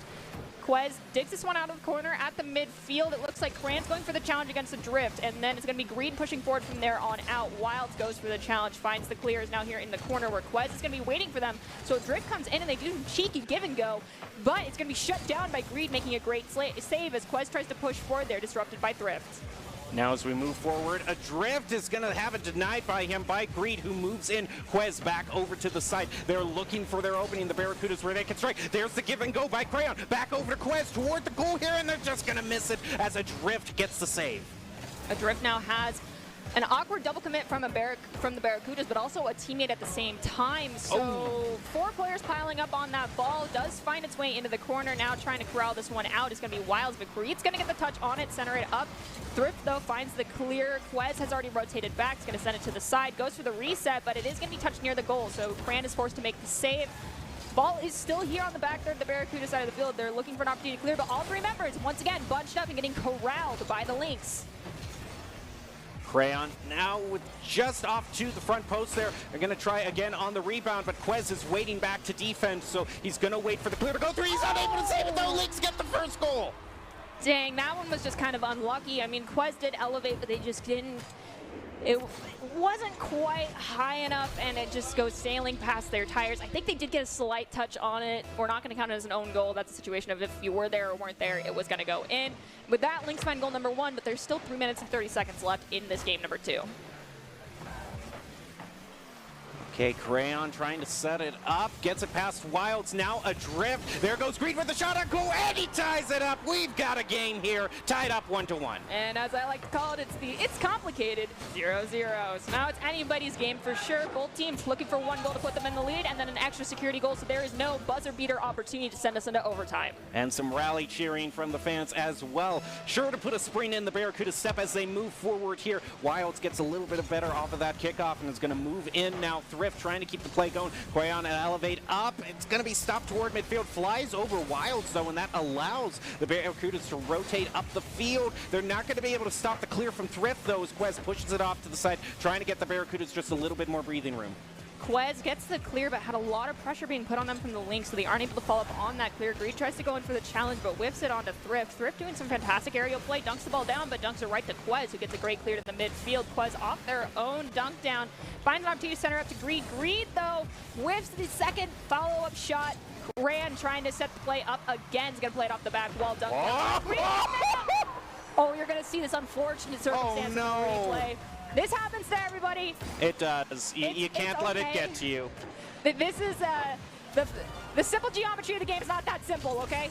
Yeah, sometimes it can just work against you, but it's better to try to make the play than not make the play at all. Exactly, and now Barracuda's up by 1. Not sitting comfortably, though. As I said, they're looking for a security goal. Lynx looking for 1 to tie it up for themselves, as we have what I believe was a 4, if not 5 car pile up there at the mid, resulting in the Barracudas pushing forward. Great clear from Adrift off of a save now at the mid. It's going to be Greed and Adrift who challenge for that ball. No one gets the better of the touch. Ball touched near the goal, though, saved by Quez from Adrift's shot. Oh, sorry, midfield, whiff there by Wilds, leaves it open to Thrift there, or maybe he meant for Thrift to take it all this time. Oh! I'm going to say it was part of the strategy all along. That is what we consider just calculated. Even if it's not, you just say calculated. There you go. They're going to tie it up. It is back to 2-2 for this match. And I don't know if you saw, but there was a Barracuda right there, and it's kind of just a repeat of what had occurred. Like we said, it happens all the time. It's karma. Yeah, I will call it car karma. For a minute, I didn't know if you were stuttering or actually making a statement there. That was beautiful. Thank you. Now we've got the ball here in the corner on the Lynx side of the field. It does look like we've got Crayon pushing Thrift away. Like I said, they tend to get very physical, especially as we hit the back half of one of these rounds. All 3 members of the Lynx pretty stacked up on top of each other, trying to push forward. We have Greed pop the ball up, play it over 1. Can't get it past Wilds, though. Their aerial play, definitely something they're very comfortable with. They send it to Adrift. Drift centers it up. Wilds takes the touch right into the goal off the handoff from Adrift, and that is going to put them in the lead by 1, but definitely not sitting comfortably. They need that 2-goal lead to ensure the victory. You know, I see what they're doing here. I see. You also see Rexy from the Jurassic Park franchise making it. They're referencing Top Gun and Jurassic Park. They're going for the blockbuster. They're going for the blockbuster strategy here, referencing all the successful movies right now. See right there, though, live shot of the Barracudas, who has something to celebrate about. They're going to get back tied 3-3. Absolutely fabulous. I mean, it's still it's anybody's game almost regardless of the scoreboard, but at this point, tied 3-3 is signs of good Rocket League being played. Both teams are very equally matched in skill. It comes down to, at this point, I say this with a lot of esports, it's a game of mistakes. Who can capitalize on the ones that are being made the fastest? But Quez, that wasn't a mistake at all coming from anybody. That was just some good, clean Rocket League play. Pinch off here from the wall, dragging it down, getting the secondary to follow it up and send it in, and you even had a teammate just in case it did get redirected. And that is going to put the Barracudas in the lead by 1. There's still plenty of time to make a play, though. Greed is going to push it off. Get the little bit. Look at that. The Barracudas are just, it is a feeding frenzy right now. My body is chrome and my blood is gasoline. Quez! Gets the hat trick. That is goal number 5 for the Barracudas. Oh my goodness, what has happened with the Barracudas? Someone is alive at the moment. I mean, I said the Cram's typically the physical one, but there was back-to-back demos there. That was a little dirty, but I understand that works into the play. Oh, but a trip! Oh, I thought we were going to first kickoff goal of the game. Gets dunked down, though, almost squeaking in. That counts! And Wilds with the follow-up, and that's Wilds' hat trick as well. We are within one goal of tying things up here between the Lynx and the Barracudas. It's doable. We just saw 3 back-to-back goals very quickly. It is insane right now how this match is turning out. The question is what happens on this kickoff. Quez is able to outplay them and get the better of that, but look at Thrift making the play here. Rebound, it's going to be met in midair by Crayon and be grounded. Lynx still have to tie this up 5-5. Barracuda's going to try to get an insurance goal, but Wild saves it. Here in the corner, we have Thrift dunk it down, sending it to Adrift. Adrift pops it up for Thrift. Thrift goes for the backboard, center up for an opportunity for a teammate, but Greed gets in the way. Wilds sends it right back across that midfield stripe. It does look like we're going to have Quez be the one to volley it to the back third. Oh. Shot on goal, hits the crossbar. Unfortunate angle to be sent there, but bending it like Beckham is very difficult when you're driving a car. Thrift now on the back third, looking for an opportunity to find the equalizer or to have a teammate follow it up. That might be it, but instead it's going to be saved by Quez. And this is the one opportunity, do or die for the Lynx right now. 10 seconds left, but they have side control. Can they do it? Can they drive this to overtime? They're trying to set it up. Waterfall it down, and it doesn't work out, but what a great effort there by the Lynx. Now, the game still goes as long as that ball is in the air, but it hits the ground, and Barracudas are going to get their first win. So we're at least going to be going to a game 4 here. And we can see here that shots on goal boost you. Side control almost perfectly split 50-50 down the board here. Just demonstrating how equally matched these teams are. When we were heading into that no time left on the clock moment and I saw the ball get popped up again, I'll be honest, my heart stopped a little bit, because when you are in the lead by 1 goal, you are kind of, granting an opportunity to send it into overtime, and that could be your very own team's undoing, not something you want to have happen. So I'm always like, you don't need the extra goal. You're already in the lead. Just ground the stinking ball and move on, please. I understand wanting to be flashy, make it look cool, but please, just for my own sanity, don't. Well, yeah, if anything, it gave the Lynx, that one more opportunity to try to tie it up, Exactly. So you want to end it. Exactly, but now we're in a best-of-3 game, basically. Yep, we basically are. We're basically resetting and going back to best-of-3. And so it's anybody's game. We have yet to have an overtime. I was really hoping I know, we haven't, but yeah, that's...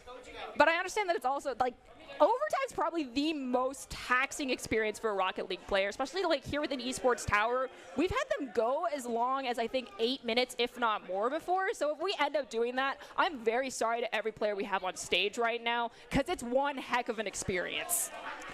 And I also noticed one thing about the experience of these players is they get to hear, if they miss or flub a shot, they get to hear the screams of agony from up here on the desk, which isn't going to make them feel any better about the situation, I can guarantee you that.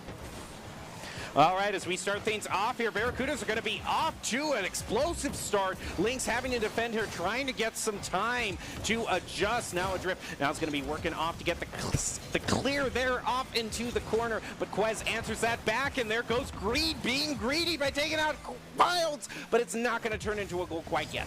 We have Quez looking to center it up again. They do, but not off the backboard. It's on the ground, which is an easy opportunity to stop. Greed finds the chink in the armor, in the words of one of our other casters, Tacky, and finds goal number 1 for the Barracudas. Precision shot from midfield, from way downtown, as they would say. Now here we go. Barracudas now in the lead here. Situation, the Lynx not finding themselves on the back foot too often, so we'll see how they do right now. Thrift in mid-flight will have their ball possession stolen away because one of the players from the Barracudas did disrupt that. Greed tries to send this ball to the mid, stopped by Wilds. Quez pushing forward in mid-air, is going to dunk the ball down, but it ends up with Thrift, and they intended to push it past them, so we have Greed elevate, send it off the back wall. It is going to be brought down by one of the Lynx members, though, so Quez is rotating back. We have Adrift go for the shot, centers it, actually ends up centering it to Thrift, saved by Quez. Opportunity to center it back up. Cran pushes it to the side, but in front of their own goal. Never mind this. We are on the Lynx side of the field, so not as risky as I thought. Though ball already cleared. Thrift with possession in the corner here, looking to center it up to Wilds. Might be stopped by Quez, though. Now looking to set it up. Both of them are going to be in there, but it might trickle into the goal there. Almost scored again on the Barracudas. The Lynx are trying to look out for it. They have the open goal. Oh my goodness, they missed it. That explosion obscured the shot at the worst moment. Ball off that shot will hit the crossbar from Wilds. Thrift tries to be the ball. Cran gets possession, looking to bring it into the midfield. It's going to send the ball down into the corner. They have Greed there to follow it up. Greed manages to get it past one. It's going to be popped up over another by Cran. Thrift, though, with the tertiary touch from the Lynx, gets the save. Wilds putting pressure on Quez right now. Ball hits the ceiling. Quez can't get a touch, so it's Greed is going to push forward. Greed whiffs it too, but Cran is going to be finally the one able to get the touch, dragging it down here into the corner. Look at, and they get scored on. All of a sudden, the sunglasses aren't for show, but rather to hide the shame they're in right now. That was savage. You know what? I can praise them, and I can roast them at the same time. You know, it's Fair equal enough. opportunity between both teams here. We go into the next kickoff. It's going to be Greed and a Drift going for the challenge. Greed gets the better touch, but it's going to be Wilds there who's able to get the follow-up for their teammates. Quez finds the clear to the midfield. A Drift is going to be in front of them, though, so automatically sent right back to the Barracudas. Volleyed immediately by a Barracudas player. Quez goes for the challenge in the air. Thrift manages to redirect. Greed gets the center opportunity for Cran, but Cran can get a touch on it. Now they're rotating back onto their own side. Barracudas now in defensive positioning as the Lynx have an opportunity. Wilds is going to center it up. Double commit there from the Barracudas. Goal scoring opportunity from a Drift. Hits the crossbar. Unfortunately, it's nobody's friend any day. Drift with the follow-up will find goal number 1 for the Lynx, and we are within a 1-goal game once again. And we might be seeing overtime for the first time here. We're just going to have to see if the Lynx can still rally.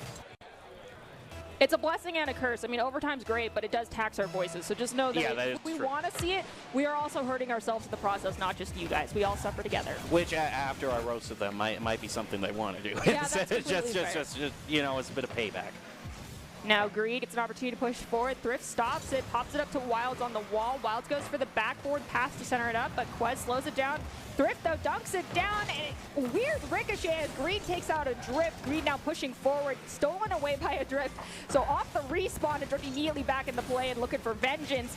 Quez and Cran double commit on that ball to push it forward, but now here on the Lynx side of the field, Cran's going to center it up. The follow-up from Quez goes too far to one side, and they have to reset the play again.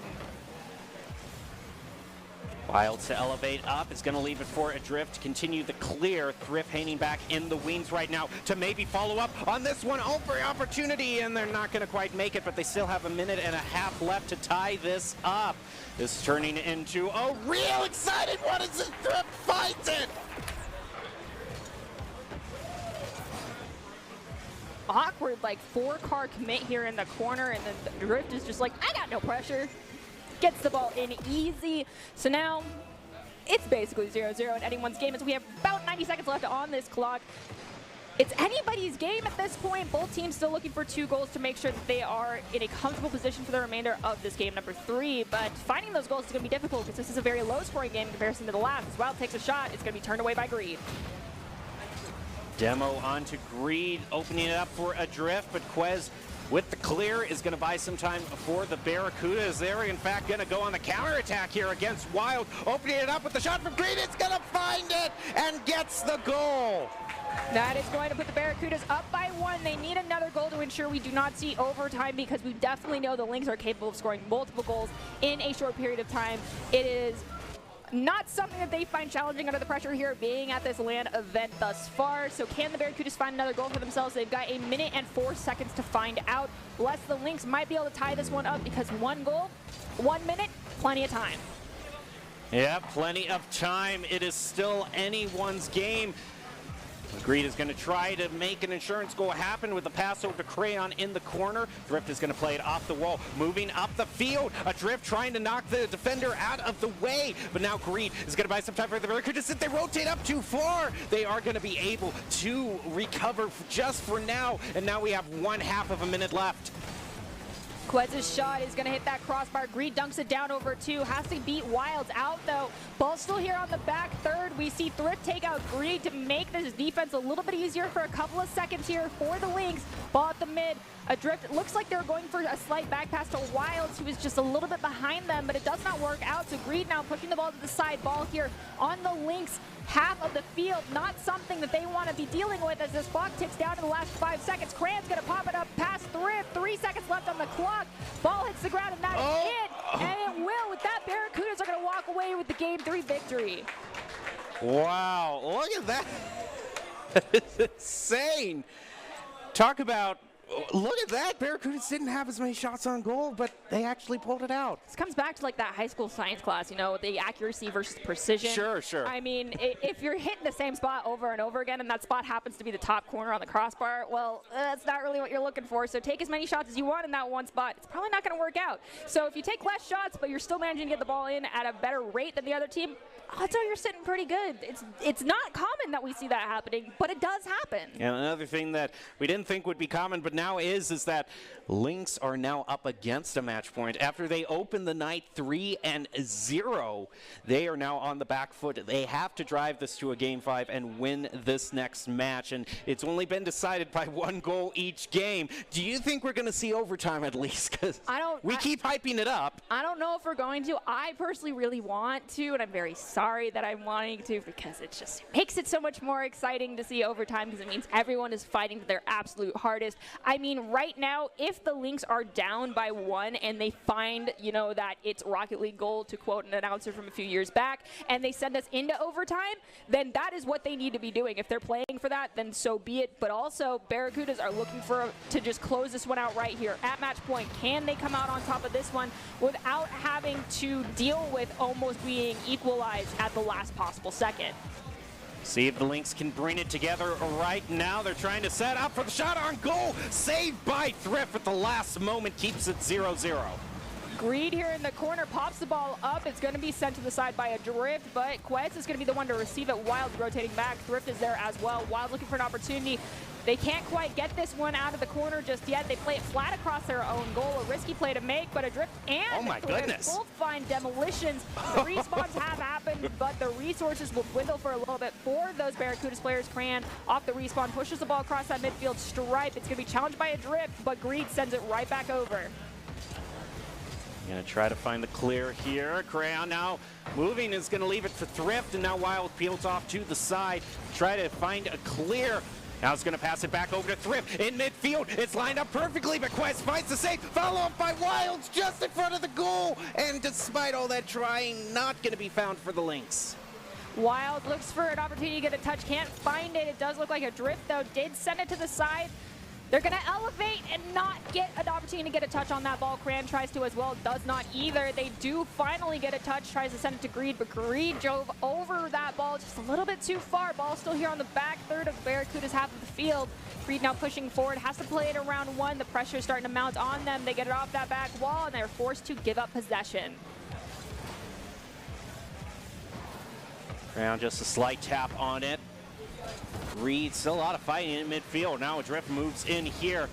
Do they see their strategy? They see, okay, just a little bit of an awkward play there. Is actually going to push it back toward the Lynx, but you know what? It's still tied 0-0. They're just going to trade demolitions and call it even. We have now passed 2 minutes here in game number 4. No goals have been scored, but it looks like the Lynx are struggling to get their rotations cleaned up that they need. All 3 members were very bunched up there, forcing Wilds off their own breakaway to be the one to try and make the play. Thrift off the shot is going to manage to grab it as Drift is going to take out Quez. Thrift pushing forward, has Greed go for the challenge. Cran's going to pick up the pieces from there, playing it off the wall from one of the Lynx players. They managed to get it cleared for a few moments, but off of the shot on goal, Quez can't find the clear. Thrift pushing forward off the backboard, follow-up from a Drift is disrupted by one of the Barracudas players. I like how you see in the activity feed, a Drift is almost all demolitions. It's just bomb after bomb. It's just the mentality, you know what, something needs to happen, and I'm going to try to make the play. I mean, demos can be very successful. You're taking someone out for a couple of seconds, and that opens the field so much, but also they can put you out of rotation. So it's demoing, but not doing it at bad moments and taking yourself out of the play. Ball here on the back third. Greed looking for an opportunity. We'll have it taken away by a Drift as we have 2 Lynx members grouped up. Oh, the cowbells. Oh, yeah, the cowbells. I was wondering when they were going to start happening. Cran off the back wall, sends it to Quez. Unfortunately, they have not enough momentum, so it's easily saved here by the Lynx. Oh, it is down to the wire right now. Just a little under 2 minutes left, and neither team has scored. Although, if you look at the shots on goal, Barracuda still lead right now, 4-2. So the Lynx are trying to make something happen, but Greed is playing at the top of his game, is going to get a save there, but Thrift is going to try to set it up around the corner. Crayon to disrupt it. Now moving in, shot by Wilds. The goal is cleared out, but they're not going to quite find it. Follow up, and they get it! The Lynx want to go to game 5. so many demolitions to ensure that there was no one to stop this one from going in. Cran off the respawn tried to back up, but I mean, when you're just getting back into the play, it's very, very difficult. We still have 1 minute and 25 seconds left. It took a very long time for us to see the first goal of this game. Right now, Barracuda's on the back foot trying to find that equalizer for themselves, lest the Lynx put themselves at match point with a victory in this one. Here we go. Insurance goal would sure be nice for the Lynx here. Remember, if they win this, they still have to go on to a Game 5 to decide it. Here goes a drift, just a shot over to the corner where Quez is waiting. Greed is going to pick up a little boost while Quez moves in for the clear. A drift has to defend here and is successfully in doing so, keeping the Lynx in the lead. Greed's going to play it into the corner off the back wall, turned away by a drift. Cran tried to be prepared for the opportunity to center it back up and do it again. They are, but it's going to be popped up by Thrift, preventing that backboard centering opportunity for the Barracudas. Ball still here, hasn't been cleared just yet. You can hear a lot of anxiety here on desk because those are a lot of shots being taken very quickly. A drift in front of the Barracudas goal is going to pop the ball up to try and allow a teammate to come in and close out that play. But it looks like they're taking a little bit too long as the Barracudas are starting to get possession again. Wilds plays it off the backboard. It's going to dunk it and pinch it into the net. That's goal number 2 for the Lynx. 22 seconds on the clock. That might be it. It has to come down to this kickoff. This is the last opportunity for the Barracudas to close it out here. They have to get it on the kickoff here. So if you see a kickoff win for a Lynx right now, that is super important for them. It's going to go off to the side. Who's going to gain control of it after? Crayon making the play, and a key save by Thrift there is going to buy them the time. It's now down to 15 seconds. This has now turned into a game of keep away or find another goal for the Lynx. They are on the Barracuda side of the field, exactly where they want to be. 5 seconds left. There is no time left for the Barracudas to find 2 goals for themselves. This is definitely a GG go next moment. Both teams now at match point. I mean, this is exciting. I didn't get to see an overtime just yet, but we are at game number 5.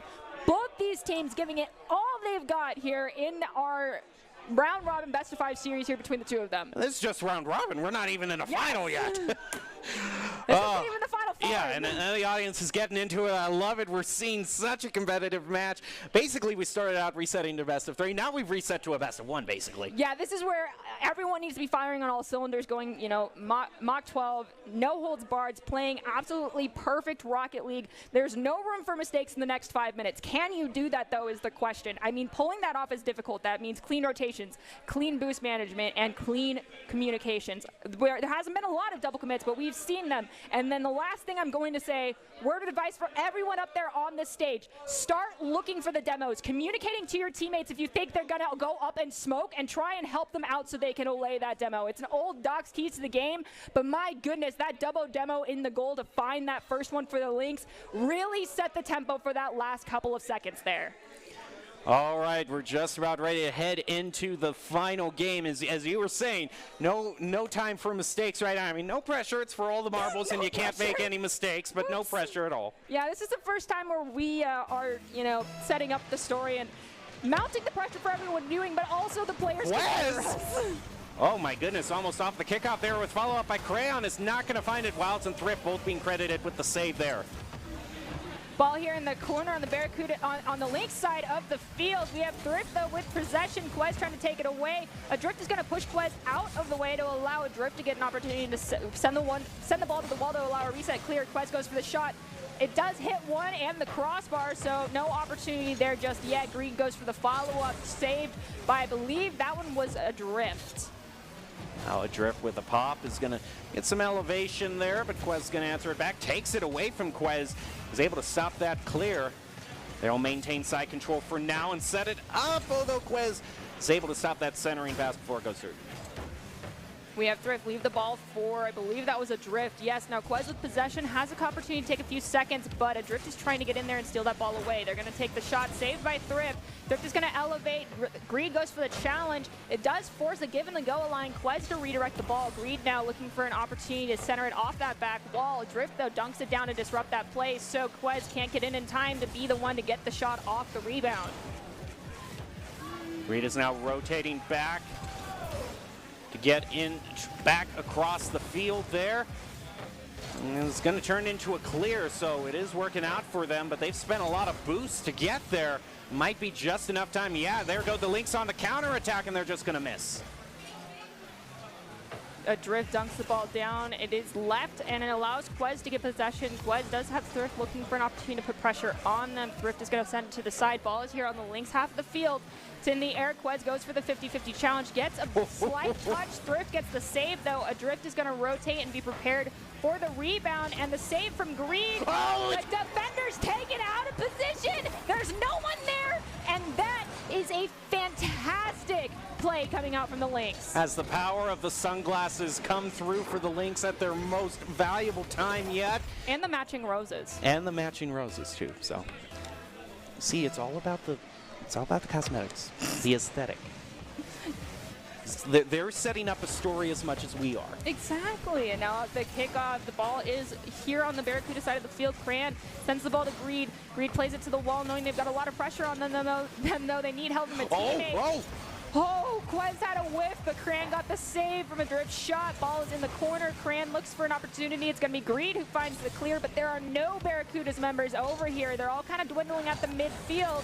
Thrift goes forward. It is disrupted. Quez tries to get a touch, whiffs it. Wild though gets the shot in. There's no defender in position. And we are down 2 minutes, 31 seconds, almost crossing the halfway point of this game number 5. And the Lynx are in the lead by 2. Yeah, it's just unfortunate. You see Crayon, I don't know who was rotating back there because both of them were kind of rotating back at the same time. They were just a little bit too late. Look at Quez's activity feed. Nothing but shots on goal. Barracudas are definitely trying. But Thrift, I gotta say, the difference I would say is probably Thrift right now. Like, look at all those saves on his activity feeds. He has shut the Barracudas out completely. All right, Thrift, you might spend the next 2 minutes and 10 seconds on the respawn screen. Yep, it did be like that sometimes. We'll take responsibility here on desk, but Greed finds goal number 1 for the Barracudas. That could be the momentum shift that they need. Only down by 1. Are we going to see the equalizer happen sooner rather than later, or are we going to see it happen the last possible second? Remove here. Adrift is going to try to get it back to a 2-goal lead for the Lynx, but Greed passes it up the field. Thrift though back, and Quez last-minute save.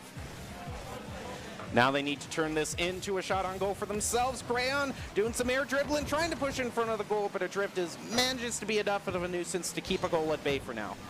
We have Wild looking to dunk this ball down and send it to Adrift, who can send it to the side. That's exactly what they had happen. Wild sends it right back to Adrift. Adrift, though, has no one to beat, and that is goal number 3 for the Lynx. There was a double commit on pressure onto Adrift where there's no one rotating back into the goal, so that back post rotation did not happen fast enough. And unfortunately, having no one in front of you, it's an easy shot. All right, here we go. It's still not out of the realm of possibility. Remember, the Barracudas got their first goal when they were 2 behind, so they can probably even it up again here. But again, I think the main thing is I think we... Oh, like it's told you! Okay, I actually predicted that one. You did really predict that one. I saw a double commit from the defenders here, and Greed just pops it up slightly. Quez gets it past Adrift, and then Wilds can't cut in fast enough to stop that one from going in. That is how you need to set those plays up. Sometimes it works out very well. Push the defender out of the way, whether it forces them to make the play for the save or just be ready for the fall. But we have a Drift takeout Cran, so there goes one of our Barracudas players for a couple of moments. We are crossing down now into the last minute and 20 seconds here. Barracuda's still down by 1. Still haven't seen overtime at all, but they're definitely teasing us with it, especially great shot by Crayon there. And Quez ties it up! Just about 1 minute left, and it's tied back up. All right, that Quez finds the equalizer. We are once again tied at 3 aside. Who's going to find the goal to put them in the lead? Is it going to just remain at a 3-3 score for the remainder of this game and send us into overtime? I sure hope so. Or if we see more goals, I want it to be back and forth because I want that overtime very bad. We have Drift trying to shut down the overtime possibility for me, but immediately it's circumvented and turned away by the Barracudas. Now ball on the back third of the Lynx side of the field as we cross the 1 minute mark. 1 minute left for these players. Look at the activity feats. They're already rolling and they're rolling them over here because they have just been fighting so furiously in the final game. It all comes down to this, and Greed sees the opening with 45 seconds left. Barracudas lead. What a great read there, sees no one is back there. Unfortunately, there's only one person defending. The Barracudas pushed him off to the corner. leaving the goal open. All right, Lynx, it's all up to you now. Thrift now pushing forward with possession, has Wilds in front of them. The standard give and go between the synergy of these two players is very strong, but it's stolen away. Thrift's going to pop the ball up, keeping this play here on the Barracuda side of the field. They're going to collide with Quez. Quez is going to allow Greed to chip in and get the touch to send it to the midfield, but off the wall, Lynx are trying to keep this ball from crossing that midfield stripe. Thrift cuts in, centers it up, but Quez elevates and tries to get this ball past Wilds. They get that, but can they get it past Thrift? They will, sending it to the side. Very little pressure on them right now. 10 seconds left, and the Lynx have to make something happen. And it goes past the Barracudas, cementing their win there. But Greed, player of the game, not only getting a goal, but a hat trick for himself at the most crucial moment.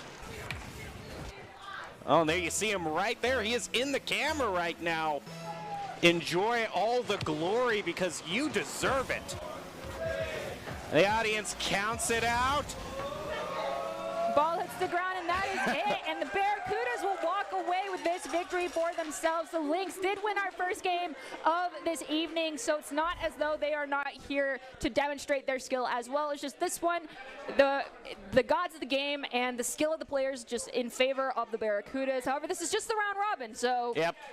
It's anybody's game still. I would like the results here to be a true round robin. Now let's get the Vipers win, and we have a win for every team. There we go. And if you are interested, by the way, in being seen by expert college recruiters or talking directly to esports industry insiders like pro athletes, team general managers, and game producers, then you should join the club. Esports Tower players get insider access to industry insights, and with our featured Rumbles, recruiters are taking notice as well. It's a great way to score exposure if you're looking to start your path to pro or land a collegiate scholarship. And with that fantastic game, you know, out of the way and done for, these players get a little bit of time to relax, and we'll provide a little bit more relaxation time for everyone, the viewership, production, ourselves. Take a drink of water. Yes, please get some water. We're going to take a quick break and we'll be back here in just a few minutes.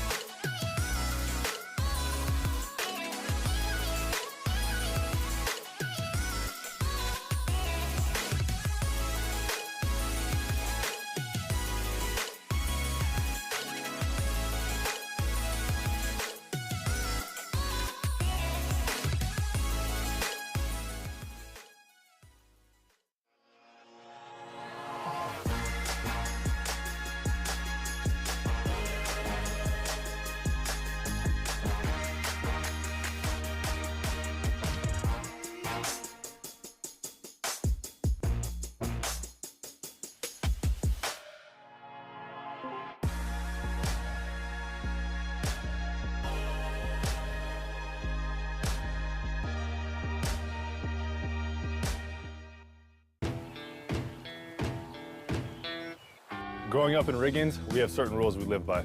Look both ways before crossing the street. Fishing stories get better the more you tell them.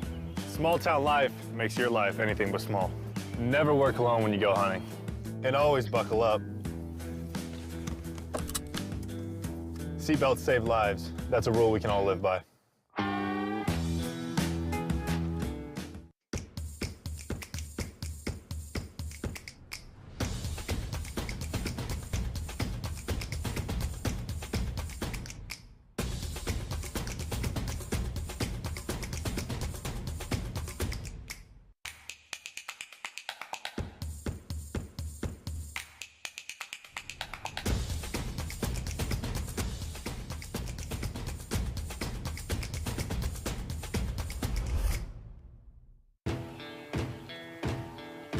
Growing up in Idaho, we have certain rules we live by. First rule, camouflage never goes out of style. And always buckle up. Seatbelts save lives. That's a rule we can all live by. We're going to build bridges and hospitals in a day. We're going to save families from disaster and feed those left in the cold. We invite you to join us. The The next greatest generation is now. Again, he's going to play it off the back wall. Oh, you're going to see this unfortunate circumstance in the replay. This happens to everybody. It does. You can't let it get to you. This is the simple geometry of the game is not that simple, okay? A drift shot. Oh, sorry. Midfield, whiffed there by Wilds, leaves it open to Thrift there, or maybe he meant for Thrift to take it all this time. I'm going to say it was part of the strategy all along. That is what we consider just calculated. Even if it's not, you just say calculated. There you go. They're going to tie it up. It is back to 2-2 for this match. Get it past Wilds, though. Their aerial play, definitely something they're very comfortable with. They send it to a drift. Drift centers it up. Wilds takes the touch right into the goal off the handoff from a drift, and that is going to put them in the lead by 1, but definitely not sitting comfortably. They need that 2-goal lead to ensure the victory. You know, I'm going for the blockbuster strategy here, referencing all the successful movies right now. See right there, though, live shot of the Barracudas, who have something to celebrate about. They're going to get back tied 3-3. Absolutely fabulous. I mean, it's still... It's anybody's game almost regardless of the scoreboard. I say this with a lot of esports. It's a game of mistakes. Who can capitalize on the ones that are being made the fastest? But Quez, that wasn't a mistake at all coming from anybody. That was just some good, clean Rocket League play. Pinch off here from the wall, dragging it down, getting the secondary to follow it up and send it in, and you even had a teammate just in case it did get redirected. The Barracudas are just, it is a feeding frenzy right now. My body is chrome and my blood is gasoline. Quez the hat trick. That is goal number 5 for the Barracudas. Oh my goodness, what has happened with the Barracudas? Someone is alive at the moment. I'm making in. That counts. Wilds with the follow-up, and that's Wilds hat trick as well. We are within one goal of tying things up here between the Lynx and the Barracudas. It's doable. We just saw 3 back-to-back goals very quickly. It is insane right now how this match is turning out. The question is... Double commit there from the Barracudas. Goal scoring opportunity from Madrid. Hits the crossbar. Unfortunately, it's nobody's friend any day. Ripped with the follow-up. We'll find goal number 1 for the Lynx, and we are within a 1-goal game once again. And we might be seeing overtime for the first time here. We're just gonna have to see if the Lynx can still rally for opportunity, and they're not gonna quite make it, but they still have 1.5 minutes left to tie this up. This is turning into a real exciting one as the Thrift finds it. Awkward, like 4-car commit here in the corner, and then the Drift is just like, I got no pressure. The clear is going to buy some time for the Barracudas. They're in fact going to go on the counterattack here against Wild, opening it up with the shot from Green. It's going to find it and gets the goal. That is going to put the Barracudas up by 1. They need another goal to ensure we do not see overtime, because we definitely know the Lynx are capable of scoring multiple goals in a short period of time. Still haven't seen overtime at all, but they're definitely teasing us with an especially great shot by Crayon there. And Quest ties it up! Just about 1 minute left, and it's tied back up. All right, that Quez finds the equalizer. We are once again tied at 3 aside. Who's rolling them over here because they have just been fighting so furiously in the final game? It all comes down to this, and Green sees the opening with 45 seconds left. Barracudas lead.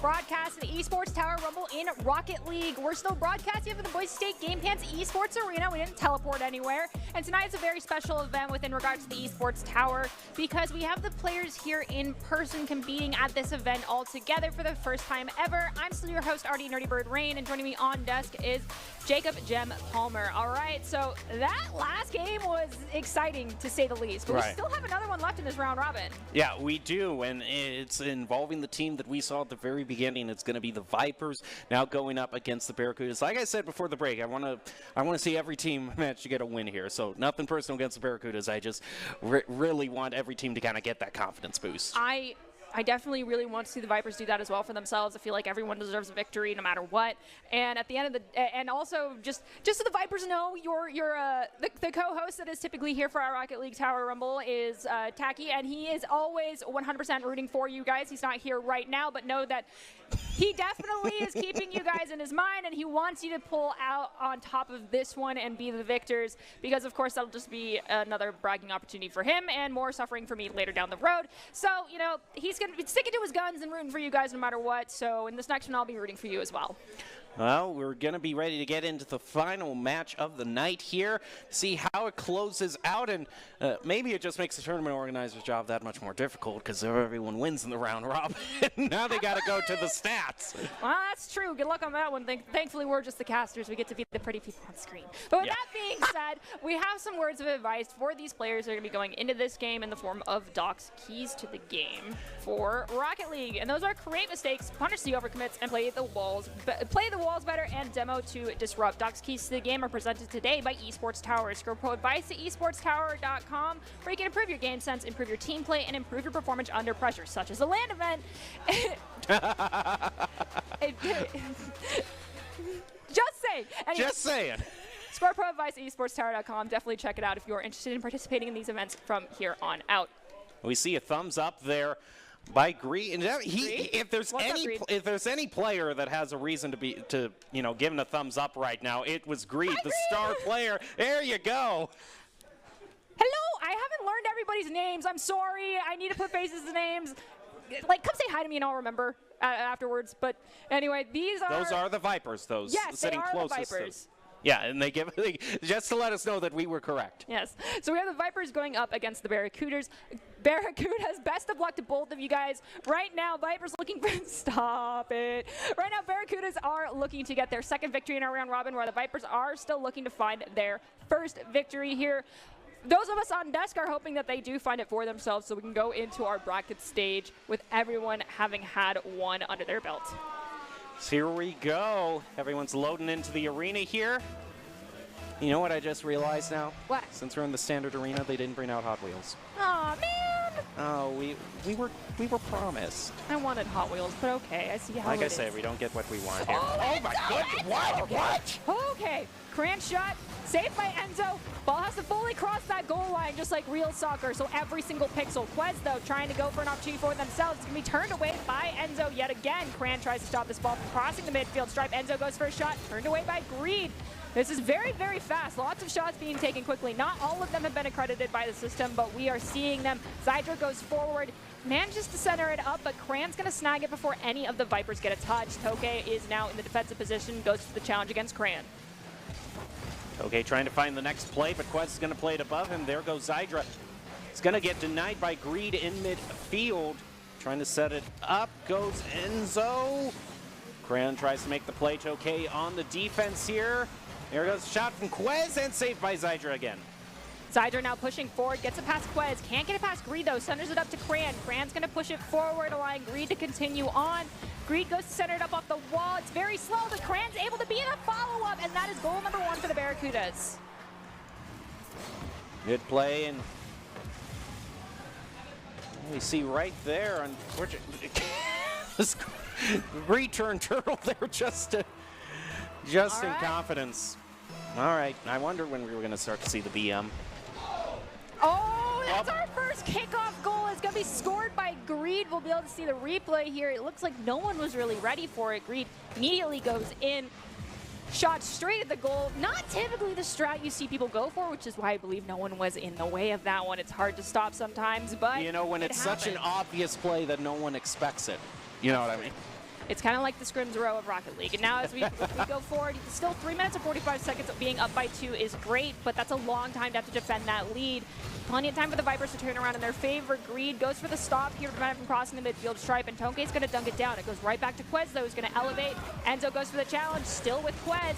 Quez leaves it for Cran. Cran no! Ball from Greed is not going to be there. Oh boy, Vipers finding themselves in a lot of sticky situations thus far. Avoid BM references. All right, here we go. We have Cran now pushing forward. They cannot get it around Toge. Toge has an an opportunity. They unfortunately can't quite get the elevation just right. Zydra's going to be trying to prevent this midfield cross from happening. It does. Now in the corner, Cran goes for the challenge. Saved by Enzo there right in front of the goal. Shot, though, returned from Greed. That's goal number 3 for the Barracudas. We have 3 minutes left on the clock, though, so it's literally 1 goal per minute perfectly for the Vipers. It's very doable, and that plays very much so in their play style. They just really need to start pulling the tempo of this match in their favor. And we've seen, you know, once Vipers get their strategy nailed down, they can fight back very furiously here. So still plenty of game left to play, and we saw Enzo with a great shot on goal there. It's going to be saved by Greed. Wes is going to be trying to pass it over to Crayon to get it clear. Doesn't quite go through. A little bit more side control by the Vipers, leaving up for Enzo again. Tries now Zydra. Moving it is going to play it just off to the left. Is not going to find the goal there, but they did manage to keep side control for a good amount of time there. Quez dunks the ball down, it pops up. Greed goes for the challenge against Enzo, does not get a touch. Enzo elevates, gets the touch to pop it up again, but Cran is there to snag it and bring it across that midfield stripe. Enzo yet again, though, challenges, gets possession. Greed volleys it right back. We have Cran take out Toke, opening up the field for a few moments here for the Barracudas. The shot's going to be turned away by Enzo. Ball at the mid, going high and ricocheting off the ceiling. Move forward here. Looks like Barracudas are going to rotate back here just as precautionary. As the Vipers try to make their play, and now they go on the counter-attack right above Toke. Enzo just able to get, oh, he's in a rough position though there. Manages to still save it though. Man, great play by Enzo. I mean, look at all the saves he's already racked up here. That could mean, Enzo, you're the next target for the Barracudas, so be careful going forward. Ball takes the shot, very slow, crawling near that goal, does get saved. Enzo gets taken out, though, by Greed. Now we have Quez pushing forward, plays it past 2 defenders, but can't quite get in the position to be the rebound shot, and the rebound from Cran hits that crossbar down in the lower corner. Greed at the midfield trying to prevent the volley. We have Quez push it off that backboard with the follow-up touch, again doing the same thing from Cran. It's going to hit the defender, Enzo, again, and the ball goes towards the midfield. Just a little over a minute left with the 3-goal lead for the Barracudas here, and overall, now we're down to 1 minute. And a little bit more reserved play here. Barracudas can kind of afford to be a little bit more passive right now. They can. We have Quez. Oh, well, they're just going to try again. To Cran. Cran's shot's going to hit the crossbar. It did also hit one of the Vipers players. The system just did not accredit the save. We have the ball get popped up by a defender. Zydra's going to be the one to elevate with it, bringing it to the midfield. Greed goes for the challenge. Zydra, though, not giving up possession just yet. Centers it up to a teammate. Enzo, though, can't make it in time. So Cran's able to force the ball here into the corner on the Vipers' back third. We hear a demo go off onto Zydra. Quez takes the shot, but it does not go in. Now just 15 seconds left. Barracudas look all but sure to take this first game, but this might be a repeat of the first match as well, and it just takes the Vipers a little bit to warm up, but then once they find their play, they are a force to be reckoned with, so we'll just have to see how they do in these crucial few minutes, few seconds between each game here. And we can see as far as the statistics go, we have shots on goal heavily in favor of the Barracudas. Boost use pretty equal side control in favor of the Barracudas as well. When it comes to dealing with a situation like this, I'm going to turn to advice that comes from the one and only Taki, who is one of our Rocket League experts when it comes to us casting here on desk. And that is, you don't need to go for the flashy plays. You need to go for what works. And that's focusing on your clean Rocket League. That's the, rotations, communication, making sure that you have midfield control. And the last thing I tack onto that is always doing something with a purpose. You can't be having clears when you don't have someone ready at the midfield to follow up on that clear. It's just going to be immediately volleyed right back. You need to also communicate to ensure double commits aren't happening and having someone rotating into that defensive positions. I understand that these players have worked together a long time, and they know each other, they know their play style, but being at a LAN, it can shake that up quite a bit. It looks like they are getting just a little bit of advice. You can see behind us 2 coaches, one coach for each team, just kind of giving them A little bit of pep talk, making sure everything's all right, and looks like we're just about ready to head into the second game here. But yeah, overall, I just think it's a matter of just one play at a time. I think mainly that we saw with the Barracudas with the shots on goal differential there, is the Vipers just weren't afforded that many opportunities to get a shot on goal. So you know, Doc usually says it just takes one big clear and following up on that there. So like you were saying, having someone to follow up on the clear and just take it one play at a time. Well, we're going to go into this first kickoff and see how this first play goes. Who's going to get the better touch is really up to the players and how they go about it. And it looks like it's going to be Grant with Quez following up off the backboard. Moving towards here, Tokay now leaving it for Zydra, unable to find it, and that's a very quick goal for Greed. Hey, you actually see that bit of disruption there. The bouncing out of the way was crucial. The disruption play is not something you typically get a lot of opportunities in the replay cans to see, but it is very important, almost as good as, you know, demoing a goalkeeper, but it doesn't force you out of position. It doesn't require as much resource. We have Enzo, though, try to push this ball across the midfield. Greed's going to stop that, and we have Quez. Well, sorry, Zydra pushed the ball to the side. Tokay's there for the follow, but it's immediately popped back up. Enzo goes to dunk it down. It's going to be Quez who responds to that. Zydra and Tokay both elevate. Tokay's going to be the one to send it to the side where they have a double commit coming out from the Barracudas. Crayon gets slight tapped on there. Is going to get demoed. Right now, same problem for the Vipers. They're finding themselves kind of constricted right now in their own territory. And just one shot after another levied by the Barracudas. Eventually one gets through. This is the opportunity here where you just got to plan out your next clear and follow up on it. Zydra is going to look for an opportunity. Unfortunately, Greed's putting a lot of pressure on, and they're going to be the one to steal the ball away and send it to Quez, who's going to play it off the wall, dunk it down to Cran. Cran leaves it for Quez again. There's not a lot of momentum, though, and Quez, with that slowdown in tempo, finds another goal for the Barracudas. And unfortunately, there we see the rotation go through there. I would almost have to look back there and see what the boost was if they ran out of it. I'm just guessing here at this point, but sometimes it just comes down to a matter of execution in the main time, in the main moment. I mean. We have a challenge that happened in the air against Quez from, I believe it was Enzo or Zydra. It did result in the ball now being sent to the Barracuda side of the field. Tokay sends it to Enzo. Enzo unfortunately takes an awkward ricochet and touch, but Zydra, being in a defensive position, makes a great save. Now looking for an opportunity to find a clear, leaves it for Enzo to push forward with possession. They play it around Cran, but they can't get it past Greed, but that's a double commit from the offense there from Barracudas. And those double commits can really open up an opportunity for the other team. All it takes is just a moment of carelessness and you can be punished, and Enzo is definitely trying to make the plays here. It's just not quite finding them, but as long as they they're able to deny the clears from the Barracudas, they can open up more opportunities. There goes through for Quez. It's going to head back over to the center of the field, though, and Crayon with shot on goal is going to be saved by Enzo, pushed back off to the side. Greed sends it to Quez. Quez takes the shot. Enzo's going to send it to the side, but they have Greed putting pressure on them immediately. Enzo tries to dunk this ball down to a teammate. Zydra has to go for the challenge against Cran. Does look like Rams Quez also come into play. Tokay, though, finds the clear finally as it goes to the midfield. Enzo's there for the follow-up, but Greed just barely beats them to that ball. Ball is still on the Barracuda side, though, so it does look like the Vipers have the opportunity to make it play happen. They just need to get this ball away from Quez. Ooh, saved there by Enzo, but a little bit of danger there, and that was a double commit to get the save, though. Tokay gets the demo onto Quez. I mean, we were talking about, oh my goodness, Greed.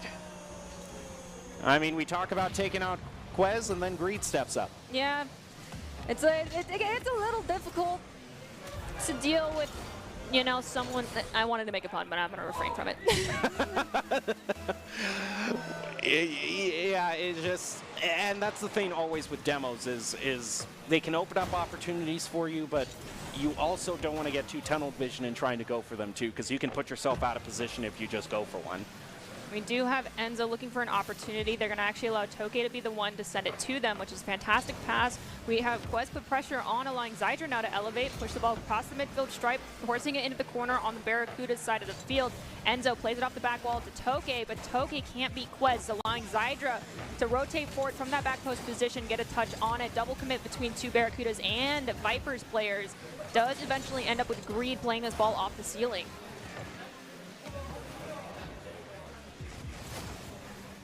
So unable to move forward there, unfortunately, on that clear. Right out, he has no boost to work with, though. Zydra goes in. He's going to set it up. A lot of time being given to Greed, though, and Enzo plays it around him. There you go. It just takes one. That would, look at this. I can't remember the technical term for this because Rocket League, these plays, especially like this, actually have names. I don't remember all of them. They're very technical. This is a moment where I need like a dictionary in front of me. Anyway, that was absolutely beautiful. It's the dolphin Inelman twist. That's like how technical some of these names can get. It's very interesting, the names that they come up with. But with that being said, Vipers showing signs of life. Oh my! Toke! Whoa! You almost did it! Is there a follow-up? There was, but it's just not quite fast enough, and Zydra tries to be the one to close that one out. Now they're forced to rotate back. They make it in time. Quest pops the ball up. It's going to hit the backboard. Enzo's looking for an opportunity to get a touch and clear. Shot on goal from Cran. Got a little too wide. Now Toke pushing forward. Has Quest put pressure on them. Zydra's trying to be the follow-up. Instead, Cran pops the ball up. It goes into the corner here on the Vipers half the field. 30 seconds left as Enzo has made another play, but Quest is going to take it from him and place it around Toke. This is very crucial here that the Barracudas just maintain control of the ball for the next 15 seconds. Zydra is unable to find a clear there. It has to be brought through by Enzo here.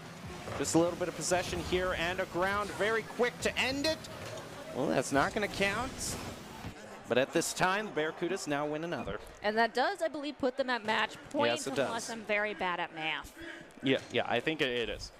All right, so if you were the one to be up on stage right now, giving advice, but not coaching advice, but mentality advice, what would you be telling the Vipers right now? Well, you know, what you have to do is, at this time, you know, it's our job on desk here to kind of look at the whole picture and, you know, set up storylines and say, well, this is what they'll have to do going forward here. And that's mainly us on the desk trying to set up an exciting storyline here. But that's exactly what you don't do when you're in the competitive. You often say, Nuri, every game is a best of one. You got to go in with that mentality. You can't look too far ahead.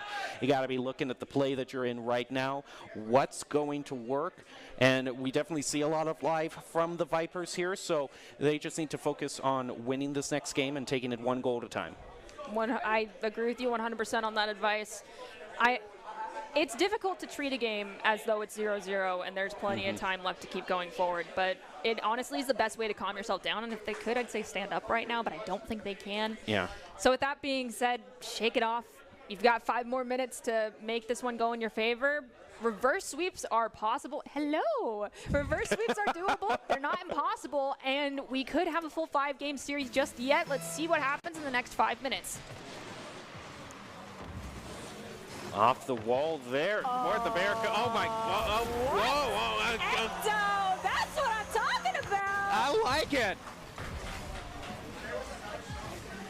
There we go. That's a great way to put a little spring in your step, start things off. That was very fast, too. 5 seconds to find the first goal, so nicely done there from the Vipers.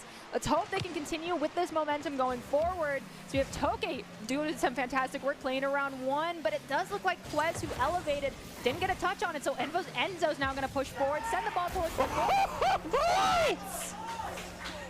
Have they been playing with our emotions this entire time? I mean, they might. Did I call that? Is from way downtown. Wow. I feel like we've been toyed with. I feel very different, completely different animal. The game is afoot. At this point here, there goes Zydra. He's just going to pass it over to the side, over to Enzo, as if to say, here, do that again. We do have Cran, though. It's here on the Vipers half of the field. Greed goes for the center up. It's going to be stolen away by Zydra, who immediately gets a fantastic clear. Quez tries to dunk it down and send it to Cran. They do, but they're both pretty close to each other. The give and the go happens to Greed. Greed now off the backboard gives it to themselves. Quez goes in for the follow-up, and with that, we are now within a 1-goal game. 3 goals, 40 seconds off the clock. We could see an extremely high goal-scoring game here as the Vipers are slithering, whichever way you want to put it. They are snakes. Their way back. I suppose with the fangs, that's the only thing you could get a grip with. Definitely trying to make sure that they come out on top of this one and start the reverse sweep in their favor. Barracudas wanting to close it out at a 3-0 sweep, but can they do it? Will the mentality be their undoing? Because right now, the Vipers have the ball on their back third. Enzo leaves it for Zydra. Zydra takes the shot at the last second. Quez will elevate and get that save, allowing Greed to push forward with possession. You want to watch out for Greed. He's the main playmaker here for the Barracudas, but he's not going to find it quite there as it gets cleared back by Vipers. Zydra rotates into center and up over to Enzo with another great shot on goal and a last-minute save by Crayon. The rotations to the back post happen very, very quickly there for the Vipers. They managed to get the opportunity to find a save here. The challenge from Enzo results with the ball being dunked down to Quez. Quez off the ceiling is now looking for an opportunity to center up for a teammate. They do not find it. Cran pushed Toke out of the way, but that did take Cran out of the play, unfortunately. Ball still here on the back third of the Viper side of the field. Quez moving in here to set it up, and a save by Enzo. Keep the Vipers in the lead for now. Zydra tried to find a clear, couldn't quite get it. Toke comes in, stealing that ball away from Greed, but they had Cran also be there for the follow-up, so Enzo comes in to help out a little bit. Toke can't get the clear just yet. All 3 members of the Vipers very close to each other, finally spreading out. We have Enzo bringing the ball to that midfield. It's in the air, though. Gonna drop down. Zydra rotating back as that ball is sailing away from them. Saved and sent to the side by Enzo. Toke looking for a follow-up. Does not elevate in time, so Quez is able to send it right back against that back wall. Over to the side, Greed keeping the hopes alive for the Barracudas. I mean, they've gotten a lot of side control thus far. They're just forcing save after save from the Vipers. And again, they're going to deny the clear. Set it up, Quez off to the side. Almost took a weird bounce into the goal. Greed goes for the center up to Cran. Cran, though, whips that shot on goal. Zydra pushing forward. Quez steals it away. And immediately is going to be taken right back by Enzo. Enzo has Zydra. They see them. Will they send it to him, though? It looks like they tried to, but unfortunately, the angle just didn't work out. And the boost, actually, he ran out of boost there, so it wasn't able to quite fulfill the play there through the angle. Once again, boost being an unfortunate Achilles heel for these players. But Zydra plays it off the wall. Can Enzo get in there? Enzo's instead going to rotate back as they see Quez has possession. Toke goes for the challenge, though, stealing it away, but Cran sends it right back to the Vipers side of the field. Oh my goodness, Crayon there. I saw the play. And they're trying to rotate back just barely enough. You know, we were wondering if the Vipers were toying with our emotions, certainly for the amount of saves they're having to pull off right now to stay in the lead. They got to watch out for the shot by Crayon there. They're just going to head off to the side. Now, that could be crucial there. We saw a good bit of boost starting there, like right here. Like taking that resource away from Zydra. He can't elevate up fast enough. That's why we talk so much about it. Now, apologies, That is a team building up their motivation. It's okay. We are tied to a side. Minute and 17 seconds left here in game at number 3. Vipers desperately looking for that shot, and they find goal number 3. That's a hat trick for Enzo. They're up by 1. They need 1 more goal to secure this victory and play keep away and not let the Barracudas find another one. Alrighty. Vipers still showing signs of life here. I mean, someone has lit a fire under Enzo because he is playing out of his mind right now. Zydra goes for the pinch off of Greed's shot. It does send it to the side, but Quez is there for the follow-up. They're going to look to put the ball in the net. It does look like they have to go for the reset if Enzo gets another save. Ball's going to go all the way to the back third on the Barracuda side of the field. Enzo goes for the center up. Off the back wall, though, it's going to be sent to the side by one of the Barracuda's players. Enzo takes out Quez for a few moments. Toke trying to race forward and get a touch on this ball. Instead takes out Cran. So the offense here for the Barracudas is going to weaken for a couple of seconds. Yeah, a lot of demos have been brought on to the Barracudas in this last 1 minute here. Enzo's going to drive it around the corner. Crayon stops at midfield. Now they're going to let Tokay rotate it in here. Quez takes control, is looking to center it, just let it drop down, but is unable to do too much from the Vipers here. And this would be the time when you would just love to see a huge clear by the Vipers. Enzo has 3 members corralled around him. Can we get it set? The crossbar, and Enzo and Zydra, and I think even Tokay possibly had a hand in that. So all 3 members, including their 4th man, managed to find the opportunity to prevent that ball from rolling across that stripe. And with that, the Vipers will find the Game 4 victory. Game 3 victory. I can't do math right now. It's summertime. Forgive me. But with that, Vipers have started it. Can they close it out, though? Will they get the reverse sweep? Because right now, the Barracudas are still at match point. Yeah, but it's a thing to just take it 1 game at a time, like we were talking about. It is 1 game at a time. And so playing out of his mind. I'm actually really glad that happened, because it gives, if not the match win, a game win at least for the day, you know. Getting shut out 3-0 2 times in a row on your first day playing here, you know. You want to have that 1 win to get it in, you know, no, we deserve to be here. 100%. We can match up against these other teams. And I'm not saying that wouldn't have been the case had they not won, but just for the mentality's sake, you know, I'm glad the Vipers now have that under their belt. It'd be very exciting to see the reverse sweep start and have a full 5-game series yet again. Have yet to see an overtime. I'm hoping for an overtime. I'm sorry. But that is what I wish. We have not seen 1 overtime. I want overtime, and I want the Hot Wheels map. Dang it. But okay, whatever. You know, I don't always get my wishes granted. The one time they were, I was homesick. That is true. That is true, actually, because I was there. I was broadcasting it that one day, and I'm like, of all the days Nerdy could be gone, the one thing that they want to happen is happening here. Yep. So that being said, let's see what happens in the next 5 minutes. Will any of my wishes be granted? Maybe not. Maybe I have a fairy godparent somewhere on one of the team sides who just decides that, yeah, we'll let you guys have at least the map that you want. But with that being said, it's okay if I don't. I mean, I am 25 years old. I don't need a fairy godparent. It'd just be nice. As we go into the next game, and off the kickoff, Quez is going to take it forward, send it to the back wall, and Grant's going to try to get the follow-up, saved by Enzo. That brick wall on defense and offense for the Vipers. As we move forward here, Enzo doing a bit of a showy play there with some air dribbling. At this point, it's going to stay in midfield as they're still fighting out for control here. It's left for Enzo. Plays it off toward the front post. Is there the follow-up from Zydra? There it is, but it just goes wide off to the corner. But the Vipers opening this up pretty well with some side control and 2 shots on goal to start things off. Zydra's shot there did force 2 defenders out of position. They had Enzo at the midfield, but the follow-up did not happen immediately. I mean, I'll take it because Zydra has another shot. There's 2 players in the way again, kind of all 3 in the same spot. The follow-up needs to happen a little bit faster here for the Vipers. They can do it, but they're definitely showing once again that calm and calculated play style I talked about earlier is really showing itself right now. Now they're going to have to try to find their first clear. Crayon keeping it alive in the center. Enzo with the rotation over is going to get a save there, and it goes rolling past Quez. And a lot of time here for the Vipers to not only get back control of the ball, but get a little bit of boost for themselves. Enzo rotating back to the corner there. Back toward midfield.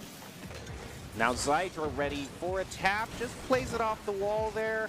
Uh-oh. Look out for Greed here, though. He's trying to waterfall it down. And see, you felt the vibe there, Nerdy. Yeah. You knew there was trouble. If you hear me say, uh-oh, it's not without reason, because I knew that Greed was going in, but I knew Greed wasn't trying to guarantee that goal, that shot was going in. What they were looking to do was set up Quez for the follow-up. I'm pretty sure it was probably communicated that Quez was ready for it, and it happened. That is a perfectly calculated play. That is how you do it. Forces a defender out of position, and you're just there to smack the ball right into the back of the net.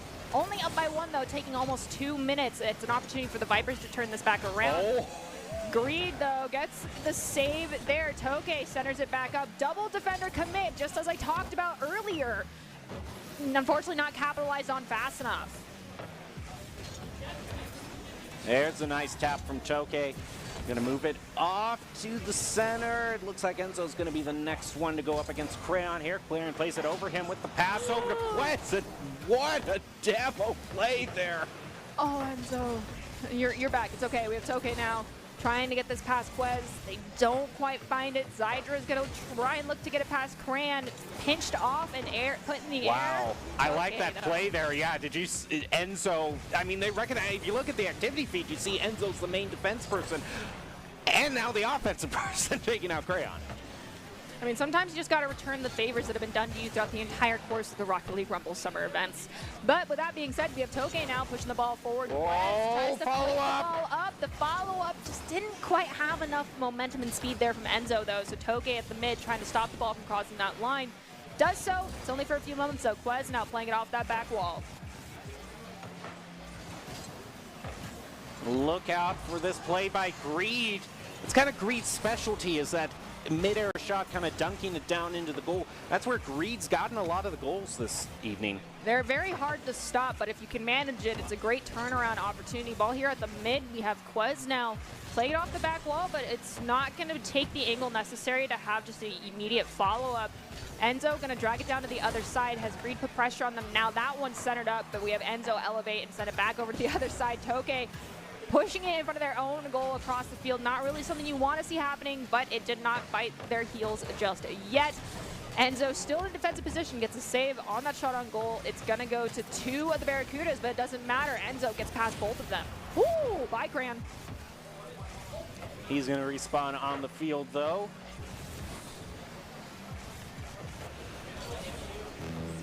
One minute left as Enzo now makes the play up the field, setting it up, and Quez is going to get the save. Toke moving in. Over at this point, though, they just want to try to get some side control to set up an opportunity like this one there. Reed could only watch on there, and there's another try here by the Vipers. And a shot there, but there were two members of the Barracudas right in front of the goal there, so it was going to be hard to get past them, and wow, that was a last-minute save. We are in the last 30 seconds now, and the Barracudas looking for a security goal. Vipers desperately looking for one goal for themselves right now. It's doable. The ball is here on the Barracuda side of the field, but Greed, with some help from one of their teammates, manages to find the clear. Toke off the ground, though, snags it, plays it around one, pops it up, sends it to Zydra. But the ball is redirected back towards the Vipers net, and Quez finds goal number 2. And at this point, it is almost impossible to find both the goals necessary for the Vipers to win this game in their favor. It's hard, but they'll have to do some cheeky kickoff play. There's barely any time left on that clock. But we do see the margin of victory just narrowing with each game here, and the Vipers definitely made a rally there, drove it to game 4. Barracudas are going to win that one, and that's going to end the round robin for tonight. Overall, though, a lot of talent being shown off. Most definitely, and if you want the opportunity to be seen by some expert college recruiters, talk directly to esports industry insiders like pro athletes, team general managers, and game producers, then you should join the club. Esports Tower players get insider access to our industry insights, and with our featured Rumbles, recruiters are taking notice as well. It's a great way to score exposure if you're looking to start your path to pro or land a collegiate scholarship. Alrighty, what a match that was there. So overall, what do you think kind of the main takeaways that we have for tonight are? What are kind of some of the main lessons learned and the lessons you need to learn at this point going in the group stage? Really, I'm going to be a broken record. It's focus on clean Rocket League. Play your game. Do not let the pressure of being at this event, the pressure of hearing everything, learn to tunnel vision very hard, and just focus on your core mechanics that you know. You guys are here for a reason, and it's because you are fantastic Rocket League players. All right, it looks like we're actually going to take a big break, but apparently that's not all that we have. We actually have more Rocket League, so you're not going to want to go away. We'll be back after this break.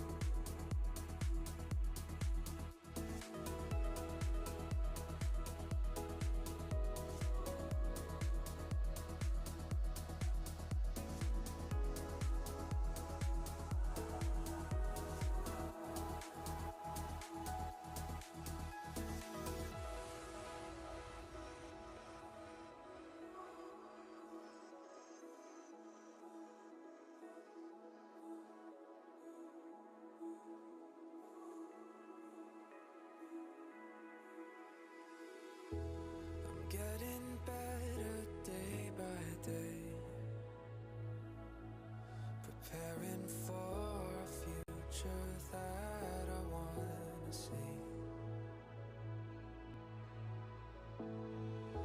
There's no one else I'd rather share this with. Nobody knows my imperfections quite as perfectly. You guessed it, it is you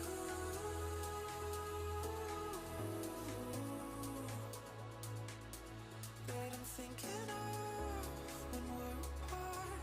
You're my searchlight when I'm in the dark. It is true.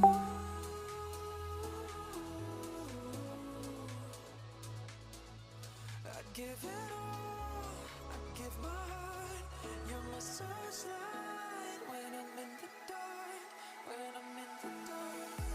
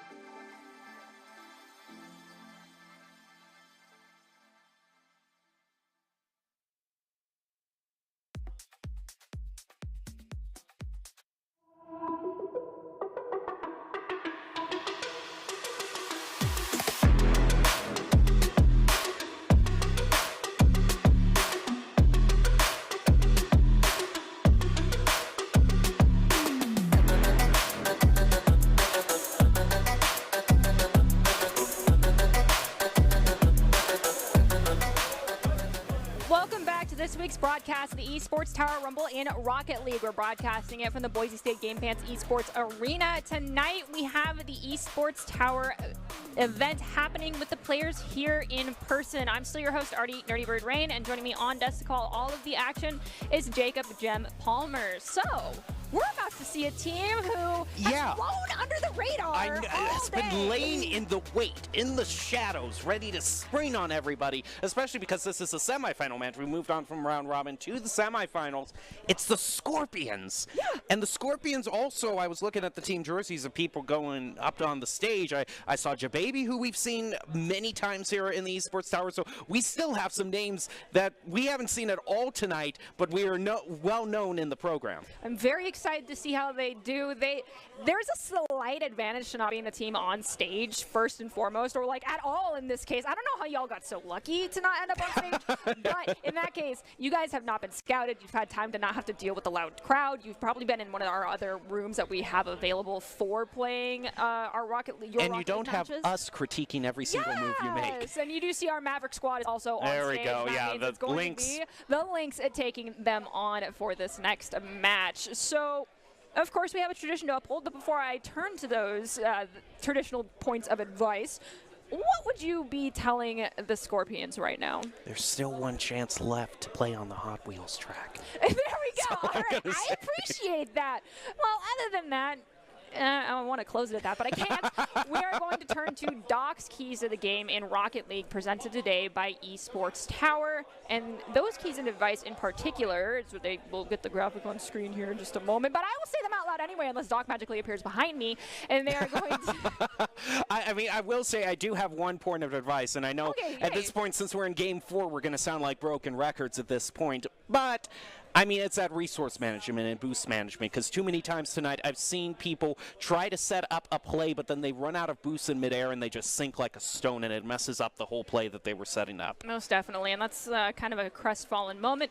And other than that piece of advice, we also have these ones coming directly from Doc, which are create the mistakes, punish the overcommits, play the walls better, and demo to disrupt. Score pro advice at esportstower.com, where you can improve your game sense, improve your team play, and improve your performance under pressure. You'll get matched with great players and professional coaches to help you rank up. There we go. So I think it was intentionally being hidden from us. This isn't the end of the end of everything just yet, but as we mentioned earlier, this is the semi-finals, so we... Protato! Oh, it's Protato, Nano, and oh my goodness, this is what you guys get for not sending us your player photos unless you sent these in. Either way, I absolutely adore them.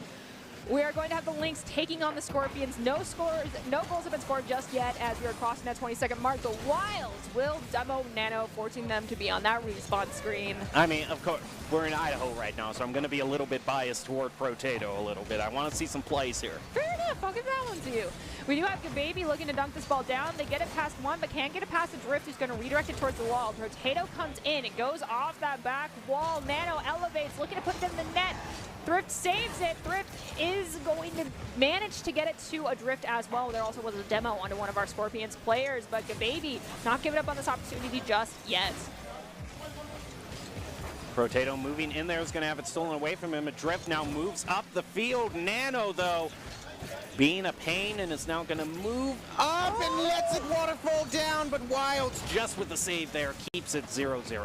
Protato comes in, stealing that ball away. It's going to go off the back wall. Wilds tries to leave it for a teammate. Nano takes a shot, saved by a Drift. It was a very fast ping-pong action happening between those two cars. We do see Protato's shot as they get taken out. It's going to be saved by Wilds. Gababy puts the ball down in front of the net. It bounces back up, gets sent to the midfield. Wilds, though, off Protato's redirect is going to be the one to get a touch on it as the challenge between Adrift and Nano is on. Wilds is going to pass it back over toward the midfield, where Protato steals it away from them. Now runs away with it and gets a shot on goal, but again, Wilds, the key saver for the Lynx, already has 3 saves this game. Protato is going to look to send the ball to the corner. Thrift putting pressure on Nano. Protato now pushing forward, grabs that boost, now plays it around one, has Thrift right behind them though, so the give and go happens, and the give was to Gababy, and the go was right into the back of the net. Yeah, there you have it there. That's just kind of the textbook example of what we talk about when we say centering, just trying to get in front of the goal, communicating with another player so that they can drive it in. Now Nano with a slight tap there is going to be answered back by a drift to looking to even it up very fast here. I mean, that's kind of the Lynx' specialty. They have a way of tying the game back up very fast. They do indeed. Right now, though, ball's on their back third. Nano has the ball chipped away from them by Thrift. Gababy goes in to try and maintain possession, leaves it for Potato. Potato has very little pressure, gives it back to Nano. It's going to ricochet off that ceiling. Potato looking for possession again, but whiffs it off the ground, though. Nano's going to be pushed away by a Thrift, so Thrift comes in to try and snag this ball for the Lynx. Sent back towards their net, hits the crossbar. Gababy's cross-map shot goes in, and that's goal number 2 for the Scorpions. Yeah, nice job here. We said they were laying in wait here. They just flew under the radar, and now all of a sudden they're making themselves known. Very sneaky of you, Scorpions. I see you now. You see the tail poking out from beneath the sand. Most definitely. And they're now in the lead by 2 with half of this game number 1 having elapsed. 2 minutes, 10 seconds left on the clock. We have Nano take out a drift and take a shot on goal. And the follow-up from Gababy. Wow. And Gababy gets a hat trick. So hats off to you, my friend, with your first one, at least that we get to see on screen for this evening. There we go. Wilds again has been the main person to try to get the saves there. He's a little bit too late in that instance. Now the Lynx kind of have had a mixed night. They've had 1 win and 1 loss. And the 1 loss they had was against the Barracudas that went all the way to a Game 5. So they are a very competitive team. You do not want to write them off. Potato now moving. Rift is going to take it away from him. Plays it off the wall. Wilds unfortunately whiffs on that one. The Thrift is going to come in to keep the play alive. Oh. Ooh, Thrift! Nicely done. I think that might have been an unfortunate.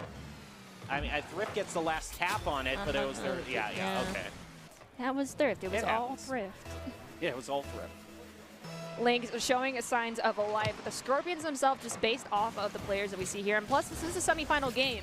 They definitely are a force to be reckoned with. You mentioned it earlier, Gababy is a long-standing player, and as I'm saying this, Wilds, a drift to Wilds, Wilds to a drift, and the ball goes in. We are now in a 1-goal game differential, but this is just game number 1. It's so very exciting, so very spicy. I'm just looking forward to how things progress. We got 92 seconds left on the clock in this game. Lynx down by 1. Rift is going to get demoed right in the center of the field. About all Thrift is done right now. Was the one credited with the first goal here, so I can see why they demo him. Now we're back toward the midfield. Still a lot of fighting going on. Potato with a pass over to Nano. Back to Potato. It just bounces off the front post. And we do have the volley sent forward. Attempted to be grabbed by Thrift. Gababy disrupts that. Nano now going forward. Has to beat out Wilds for possession here. They're aware that Wilds is there. They leave it. Wilds tries to send it across that midfield, but Gababy was perfectly centered up for them. Gets the shot saved by Thrift. Nano tries to stop this ball from fully crossing into the back third onto the Scorpion side as we cross down to the 45-second mark. Thrift moving it back into orange territory there. And a quick answer back toward Lynx's own goal. Ooh, we have Gababy take out a drift. It does look like that's going to slow down at the opportunity here for the Lynx to find a goal for themselves. Ball across the midfield, immediately volleyed right back. Gababy elevates, dragging this ball down. Is going to go for the 50-50 between them and Thrift. Nano takes out a drift. Potato gets taken out by Wilds. Just a lot of back and forth demoing here.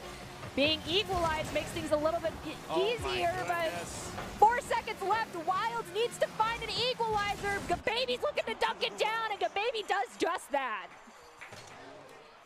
The Lynx definitely had a lot of, it didn't feel, look at the shots on goal differential. It sure didn't feel that way for this game here. I'm looking at Gababy's profile photo, I know. and I'm like, just, I love it personally. it's best to avoid all eye contact, Yes, because it creeps me out a little bit. It creeps you out, but you love it at the same time. Yes, it's creepy, it's weird, but I love it. With that being said, though, I feel like with how close that game was, this could go either way. I'm not making any predictions. I'm not claiming I feel like one team is doing better than the other. There was mistakes made on both sides, but at the end of the day, that was a great first game. Yeah, it really was, and there were some definite moments where it looks like the Lynx could have gotten a goal there, especially at the very end there. I mean, we came this close to getting to overtime for tonight, but the way things are going tonight, it doesn't probably look like we'll ever get an overtime. Another wish that will not be granted for those of us on the desk, but Well, that's yeah. okay. Maybe we'll see the Hot Wheels. Since when have our man. concerns ever mattered? That's true, but that's That's- okay. I mean, at the end of the day, we're not It's, doing this for us. Again, we're not the ones playing. So Exactly, it's for these we're in a guys. position where we have the luxury of critiquing everyone else's play and then having the audacity on top of that to demand things. Yes! Makes us double evil. Well, with that being said, there's still plenty of Rocket League left. Right now, it's anybody's game. I mean, going down by one game in a best-of-5 series, it's not that big of a deal, but it does mean that you have to start playing for the recovery just a tiny bit. As we do see a Drift take out Potato, our unfortunate Potato is going to be turned into a baked potato for a few minutes. For a few seconds, sorry. But now is back and ready. Wow, what a save there against the drift shot on goal. Now Potato's moving back in and just pushed off to the side. Good baby whiffs their opportunity to get possession there between them and a Drift. A Drift tries to go forward. Nano goes for the challenge and goes for the secondary follow-up. Wild takes that one away. Good baby off the back wall, looking to send it to Potato, but it looked like the angle was just not quite right. The arc, instead of hitting the back wall, went straight down like a waterfall. So now they have to reset the play, and Nano's looking like they're trying to stop it from crossing the midfield stripe so they can do just that. And unfortunately, though, it's on the back third of the Scorpion side of the field. Goes Wild. Push it toward a Drift who was waiting there for Potato. Enough disruption there. Maybe not enough though. Oh, again, Wild. So those are the opportunities I'm talking about with the Lynx. I mean, they have it lined up. It's just some key whiffs at the last moment is denying them the goals. The crossbar is no one's friend today. It never is. It's okay. You just got to do it again. As we see a Drift take out Potato. Ball still here at the mid. They leave it for Wild. Good baby goes for the challenge. Unfortunately, gets faked out. What? He's playing again. That's safe from Nano. I feel sorry for Wilds at this point. I mean, he's making so many plays and is just denied him in the most painful way 2 times in a row. Never give up and never surrender, though. Wilds, you can do it. You have plenty of time left to make another play. We've got 3 minutes still on the clock. Thrift centers it up for a Drift, but Gababy gets in that passing lane, pushing it forward, and it's Wilds who ends up with it, volleying it to the back third of the Scorpions' half of the field. Pushes it off to the corner where Thrift is waiting. Now a Drift. Now back to Thrift, and it's right in front of the goal. What? The Lynx are just playing a complete game of how close can you get to the actual goal without scoring, it seems. Well, no one scored a goal just yet, so it's pretty equal on both sides as far as that is happening. We see a demolition on the Nano, making this opportunity for the Scorpions just all that much harder. Potato's going to push the ball up against that backboard. It did try to be completely pushed back into a centering position by Potato, but that was thwarted by Thrift and a Drift. Potato, though, stealing this ball away on that forward push, and it's Wilds here in the corner with possession. Now a Drift with the pass over to Wilds. Wilds. Wilds was Wide open too. I just feel so sorry here. I got to give the Perseverance Award for Wilds for still playing, because this is the moment where I would just chuck the computer out the window. At least you admit that, sometimes your emotions get the best of you, but right now we really want that not to happen. It's part of playing competitively with esports, is keeping that calm, cool head. Wilds now pushing forward with possession, has to get around Potato. Potato, though, just gets the chip in on that one. Ball crossing in front of the Lynx's goal. Not a clear opportunity you want to be making when you send it to the side. It works out, though. It's not capitalized on. Wilds gets a save from a baby shot. Shot off the front post there, leaves it for Thrift. Oh my goodness, it goes past the screen there to head in. Every member of the Scorpions tried to stop that. Whoopsies.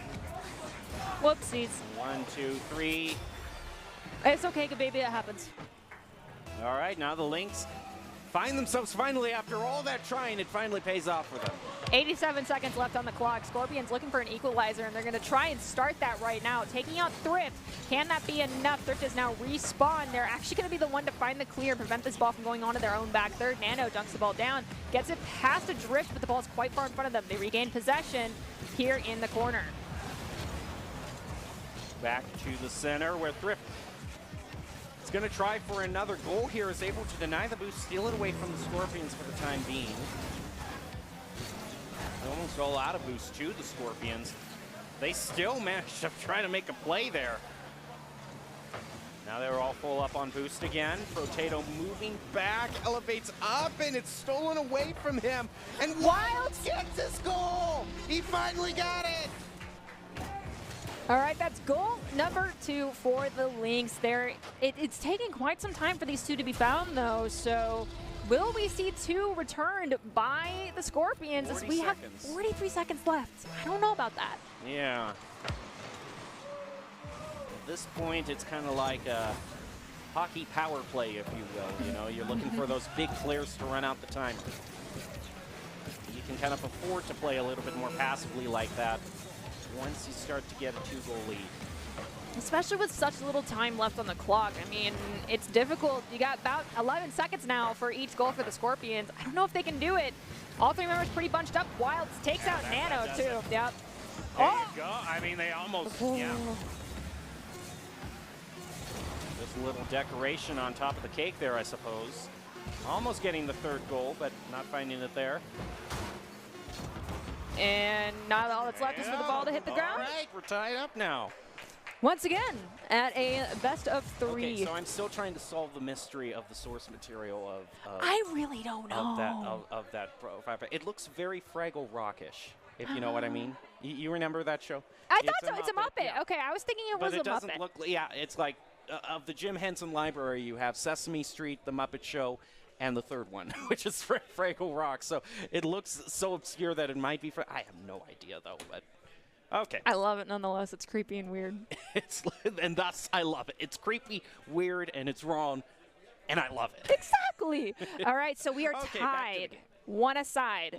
Now is when things really get kicked up a little bit, because best of 3, there is very minimal room left for mistakes. Whoever wins this next one puts themselves at match point. What do you think might be the thing that pushes one team above the other one in this game 3? I think it's going to be the consistency. I think Lynx, they play very well up to the moment where they just miss the goal at that moment, or it just bounces off the crossbar. And I think if they're just able to find it a way where they can get the angles dialed in, what they've been practicing in the practice arena for hours and hours and hours, like I said at the beginning of this cast, it's just closing it at the last moment there. And I think that's that consistency. Can the Lynx get the shot, make the shots on goal that they're trying to get? I think that could be the deciding factor. All right, so that is Jem's last piece of advice before we manage to jump into this game number 3 right now. It is the Lynx who have the opportunity to take a shot. They do, but it's saved by Nano. Wilds goes for this opportunity to put it back into the net, but unfortunately goes a little bit too wide.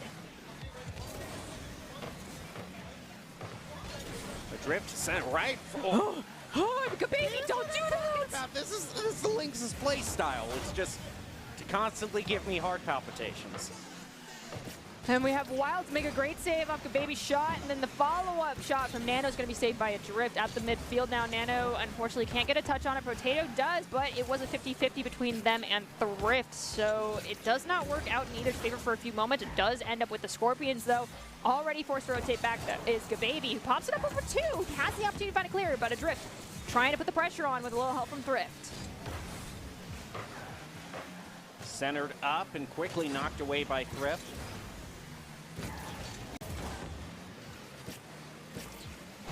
Ray has a lot of momentum, a lot of verticality, I mean, but not that much momentum.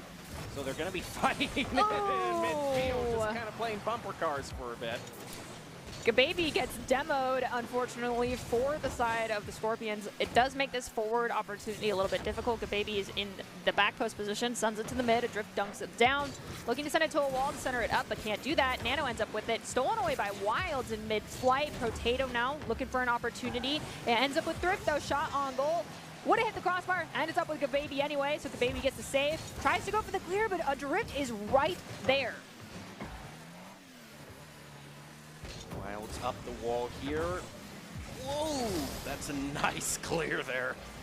Just at the right moment, moving in under the soccer ball just bomb it back toward the other's goal. We still have a scoreless tie, but that might change with Potato tries to make it change, and wow, a follow-up there by Jababy, but it's not going to find a goal. We have Nano popping up to Potato. It's taken away by Wilds. Baby at the mid tries to cut in to get this ball away from a drift, but instead has to just go forward. Does a fantastic bicycle to send it back towards the midfield. Nano sacrifices himself to find this clear to the cherry picking Baby. The watermelon to the cherry did not work out though, as the ball is immediately volleyed back towards the Scorpion side of the field. It's not really the most even matchup size-wise in terms of very true. In terms of produce. We're gonna have some trades back and forth in terms of elimination, but still no goals to find. Baby pushing it up the field is going to leave it for Nano. Almost looked like they were trying to pass the Potato there, but Potato goes up the field. Gets enough time for a drift. Oh, Potato's rotating back to the back post, and glad he did. Potato pops this ball up, has to go for the challenge against a drift. I thought it was going to be Wilds instead. They do end up challenging Wilds as well. Nano comes in looking to send it to, I think, Baby here, but it looks like they unfortunately lost possession in mid-flight. Wilds at the mid, redirects towards the goal. Saved by Potato as Baby takes out Thrift, making it harder to capitalize on these secondary shots. So Nano now going forward, has the shot, takes the shot, and that's goal number 1 for the Scorpions. That's just one of those great plays all the way down the field. You can see the flip, just the complete dribble, and I think the unsung hero of that was the disruption from the teammates that you just saw there. And it's always nice when you see that in the replay because you don't always see it. Definitely, and once again, I believe that was Baby who did that, so you don't always have to be the one to make the play, but you can help facilitate your teammates to do so. So we have a drift going forward, ball stolen away by Potato, sends it to Nano here in the corner. Wilds, though, gets a great clear. If it goes over Baby, Baby just got enough to redirect that one towards the side. Back towards the center and over to Nano again getting the goal for the Scorpions. Have to look here. Oh, Thrift and Wilds. Looks like it might have been a double commit there, unfortunately, or just Wilds was just caught in an awkward position. We are now down to 1 minute and 9 seconds. Lynx still looking for their first goal here in game number 3. If they cannot find 2 to equalize it or 3 to put them in the lead, it will be Scorpions putting themselves at match point. But ball is here on the Scorpion side of the field. Wilds moving forward over to a drift. They're definitely trying to set up a goal here, but Scorpions are just denying it. And overall, if you look at the stats, I mean, it's pretty even in terms of shots on goal. Lynx only trail by 1. So it's not for lack of trying, it's just Scorpions just gotten past the defense a little bit better. And Baby gets another great clear. It is going to be a drift elevating, though, to respond to it. They can't redirect it entirely, but enough to prevent Nano from getting a touch. Potato's going to send it right back into the corner, try to center it for Baby. The angle is just not quite right. Now the turnaround here from a drift is going to work out for a few moments before Potato cuts in and takes away that opportunity. All right, it's just almost over, and Scorpions are going to head to match point here as the soccer ball touches the ground. Overall there, something really kind of stood out to me, and I think this might be one of the crucial differences, is because I kind of hinted. I was kind of putting it on the Lynx, you know, to say aim better, but I think more importantly from that, it always seems like the Scorpions have somebody to defend there, and that really comes down to a thing of having your teammates there to disrupt and push them out of the way. I'm just seeing more times when the Scorpions clear the Lynx out of the way on the field. So maybe a bit more disruption from the Lynx, you know, maybe more demos at the key time, or more of a shove, that kind of stuff, because I'm just seeing too much reliability from the Scorpions in terms of their defense. I'm also seeing the Scorpions do a lot of cherry picking. While that can be very advantageous for those breakaways, it can also be easily capitalized on when your team's on the offense. If you recognize that someone's cherry picking, that person at the midfield, you need to be ready for that breakaway to start happening. But it also means that if you see that opportunity to go for a goal and you see 2 defenders commit, you go in for that follow-up shot and it's going in. There is no third person to put pressure on you and stop you. Well, I think the main thing to take away here is the Scorpions are the biggest story that we didn't notice for the vast majority of the night until the very last moment. No they offense. made their names known. Not until the semifinals, not until we actually started getting to the bracketed part of the tournament did we see them. Ooh, it looks like Adrift took your advice because they took out Potato right away. Yeah. I like seeing the initiative here, and okay, you know, sometimes just suggest something. Nano tried to go have their way with the free play there, and it was dunking it down on top of an enemy is not really the play you want to make. And so Thrift was like, okay, thank you for the give and the go, but you're not my teammate. I'll still take it nonetheless. And the Lynx put themselves in the lead by 1, taking a little over a minute to find that first goal. So much give and go, but give and oh no. Yes, very much so. I love that. Now they're going to try to capitalize on their new lead as the Lynx drive it back toward the Scorpions' goal. Nano is going to be caught in an awkward position, bumped out of the way by Adrift. Now Wild's back over to Adrift, trying to get the follow-up. Scorpions are able to clear. Potato, though, has pressure being put on them from Adrift. You can see them literally getting very physical, shoving them out of the way. So it's up to Baby to try and keep this one alive by sending it to Nano, but they can't. Adrift pushes forward. Ball is going to hit that back wall and go up. Potato tries to steal it away from Adrift. Adrift pushes it back towards the mid, trying to give it to Thrift, but Nano, circumventing someone, manages off the demo from Wilds to find a goal for the Scorpions. I just noticed even the finisher for Nano is producing. Everything about Nano is sponsored by the grocery. I don't know what grocery chain is sponsoring Nano, but you could have your pick of the lot right now because you're so well themed, and I appreciate that. I'm here for it. I hope to see it for the remainder of this tournament because I love me some watermelons. And we have Gababy here. During the summer, right? Yeah. It's a perfect time. Gababy now gets a great save. It's going to be Nano here on the side trying to corral this ball away. Potato comes in. It is Gababy and Adrift. Adrift gets the better of the touch, dunks it down. The follow-up almost there, but not quite. Now Gababy pushing forward, has the ball in the back third of the Lynx half of the field. Thrift manages to get the ball to Wilds on an awkward ricochet. Wilds now looking for an opportunity, but is pushed away in mid-flight. Baby now, that's a nice clear. Is going to follow it up. They're able to steal the corner boost away from the Lynx as well. On top of that, Potato. There's the play we were waiting for. Potato cuts in here, not allowing Adrift to get a touch on that ball. Centers it up for themselves. Yeah, actually. Oh, I'm sorry. I had my thought that popped right in my head right now. But what you're hearing there was like the neurons actually connecting and firing at the last moment. And the thought actually went through. What I was going to say is that was such a good boost steal there because you see Thrift immediately didn't have access to the boost and can't elevate up for the save. I didn't even notice that. So the fact that you didn't, my hats off to you for recognizing that. Maybe that's actually what's been happening quite a bit here, and I have not recognized it. So I need to keep my eyes peeled a little bit more. I mean, it's not only the fact Thrift! Wow. It's not the fact that you're starving boost from the other team, but it's like demos. When you take it away from them at the most crucial moment can make a difference. Oh, Nano had a great shot on goal, but the crossbar was a saving grace for the Lynx there. We have crossed into the last half here of game number 4 with the Scorpions at match point, and they're up by 1, so they're not comfortable just yet. They need another goal, and 2 minutes to play keep away is a long time.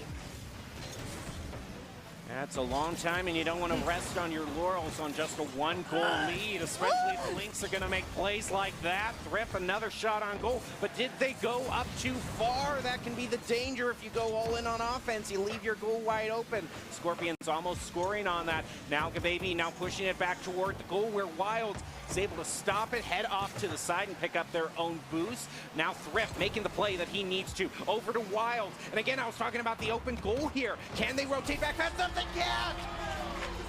Now we're tied up. Wilds, I'm very happy that you managed to find that goal for yourself because it feels like so many times it was just stopped the last possible second. Threading the needle right there. All right, minute 42 seconds. it's 0-0 basically. Who is going to find the opportunity to put their team in the lead here? An awkward tee-off play, almost a double commit between Thrift and a Drift. Ends up allowing Potato to get possession here. Wow, huge shot back to the goal. Thrift knocks it over to the side. Still a lot of fighting in midfield, but no one's really gained huge control of the ball as it just kind of ping-pongs back and forth. Sometimes that's the way Rocket League is, but it's still tied with the baby! All right, so that's one goal though, and there's I think like 40 seconds left, roughly. That was just a breakdown there of the rotations right there. That's a rotation a second too late. A minute 9 seconds. That's time for the Lynx to equalize this one up in their favor. Scorpions still want another goal. They're hungry for it. Can they find it, though, is the question. I don't know. I Rip, did you just do it? Just almost no. It's going to get denied. I would almost think the Scorpions are the ones that are more hungry. They've got Potato, they've got, you know, Nano here with the watermelons. Like, there's a lot of food theming going on with the Scorpions. It always makes me hungry, too, so I love it and hate it at the same time. We got Potato crawling this ball here in the corner. Thrift going in to try. Drift gets a tap on it. They're trying to tie it up with just 20 seconds left at the very end of the night here. Are we going to finally see the overtime that we have been hyping up, or will we be denied yet again? The Scorpions going to try to close it out there at the last moment. The audience is counting it down. As long as the ball stays up in the air, the game will continue. But at this point, the Lynx are way on the wrong side of the field. And, oh my goodness, Wild with the dribble. It might go there. Can he do it? Oh, and off to the side. It's still in the air. It's still up. Thrift pops it up. Can they? Oh, someone has got some lungs of steel happening.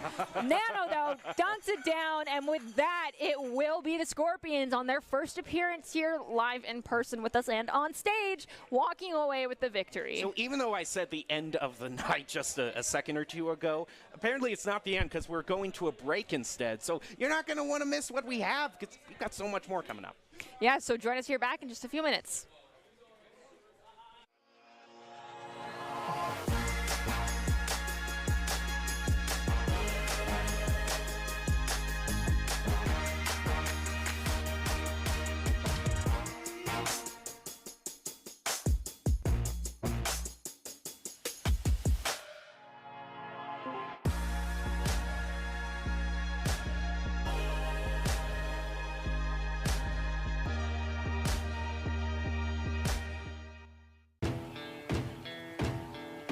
Growing up in Idaho, we have certain rules we live by.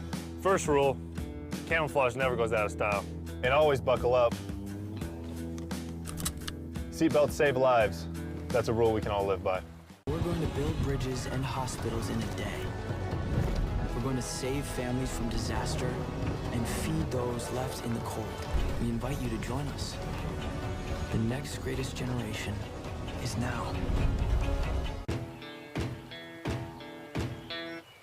Growing up in Riggins, we have certain rules we live by. Look both ways before crossing the street. Fishing stories get better the more you tell them. Small town life makes your life anything but small. Never work alone when you go hunting. And always buckle up. Seatbelts save lives. That's a rule we can all live by.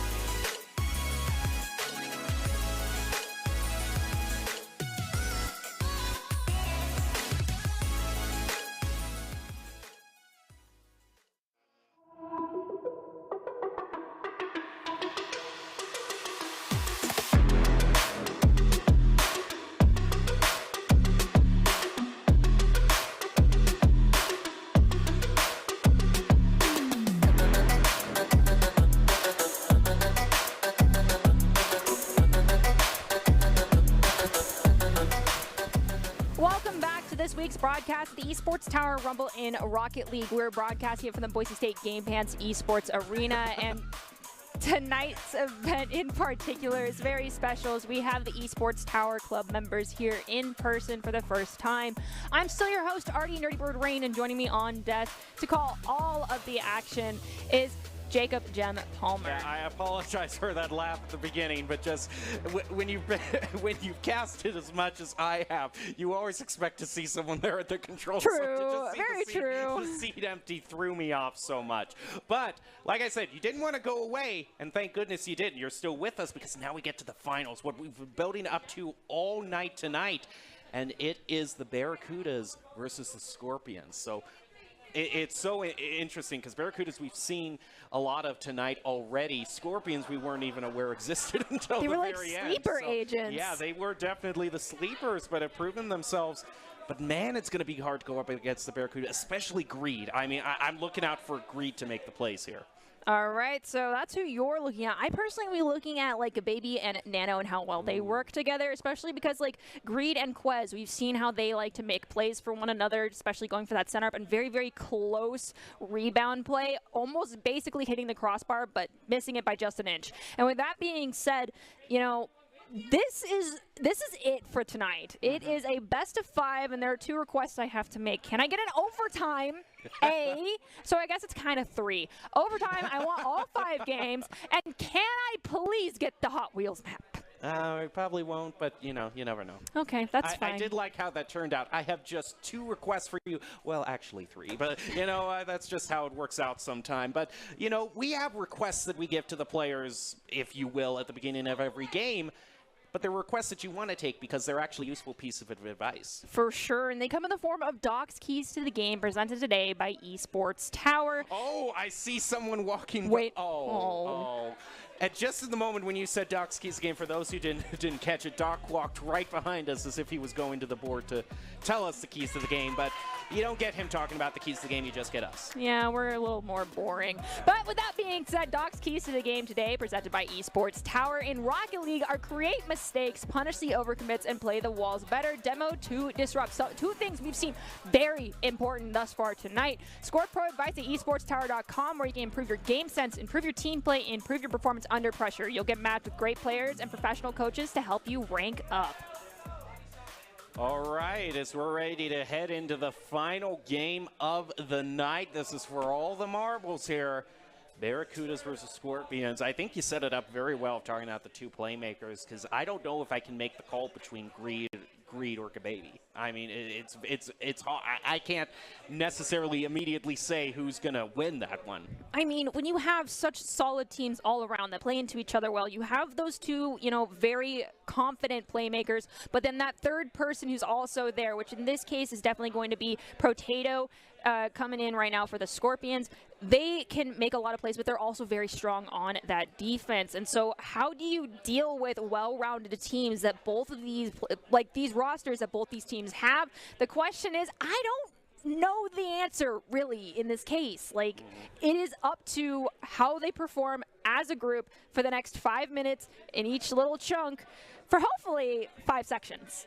We're just going to have to see. It is interesting because the team that was just fighting to try to get into these finals were the Lynx, who already went up against the Barracudas. And if you remember, that went all 5 games to the very last moment here. So these 2 teams that did make it, they got to be so evenly matched. I can't call it one way or the other. We're just going to have to see how it actually turns out in the gameplay.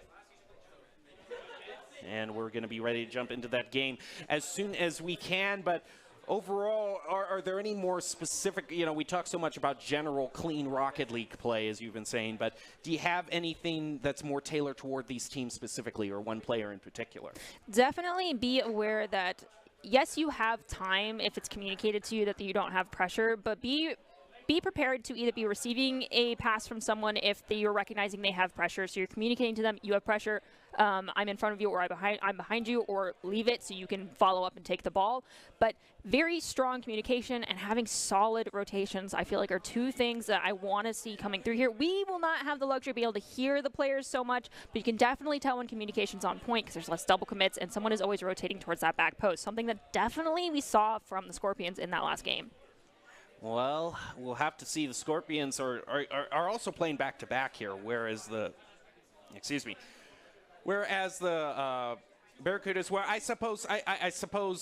I actually suppose they haven't been playing, because one thing I should fail to mention that you might not recognize on stream is that you see the full arena behind us here for players. There's a whole other battleground room that you can't see on camera that is basically everything you see here. Imagine it doubled, because we have a room off to the side where they're playing too. So we say, oh, they haven't played the game here, but really the Barracudas were just fighting their own semifinal to get here. So both these teams should be at peak performance here.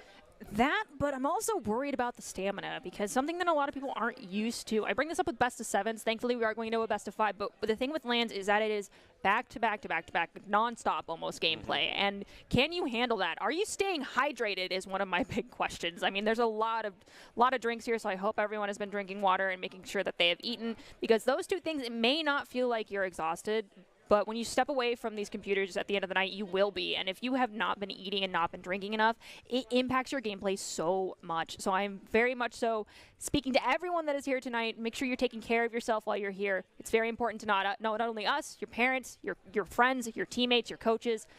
That can impact your play so much. It helps prevent the exhaustion. So hopefully you've been doing that. Well, it sounds like I've gotten the word here that we're just doing a quick pause here just to make sure everyone is loaded in and all right here. So I don't know if we'll actually take a break or not due to that pause, or if we'll just keep talking here on stage.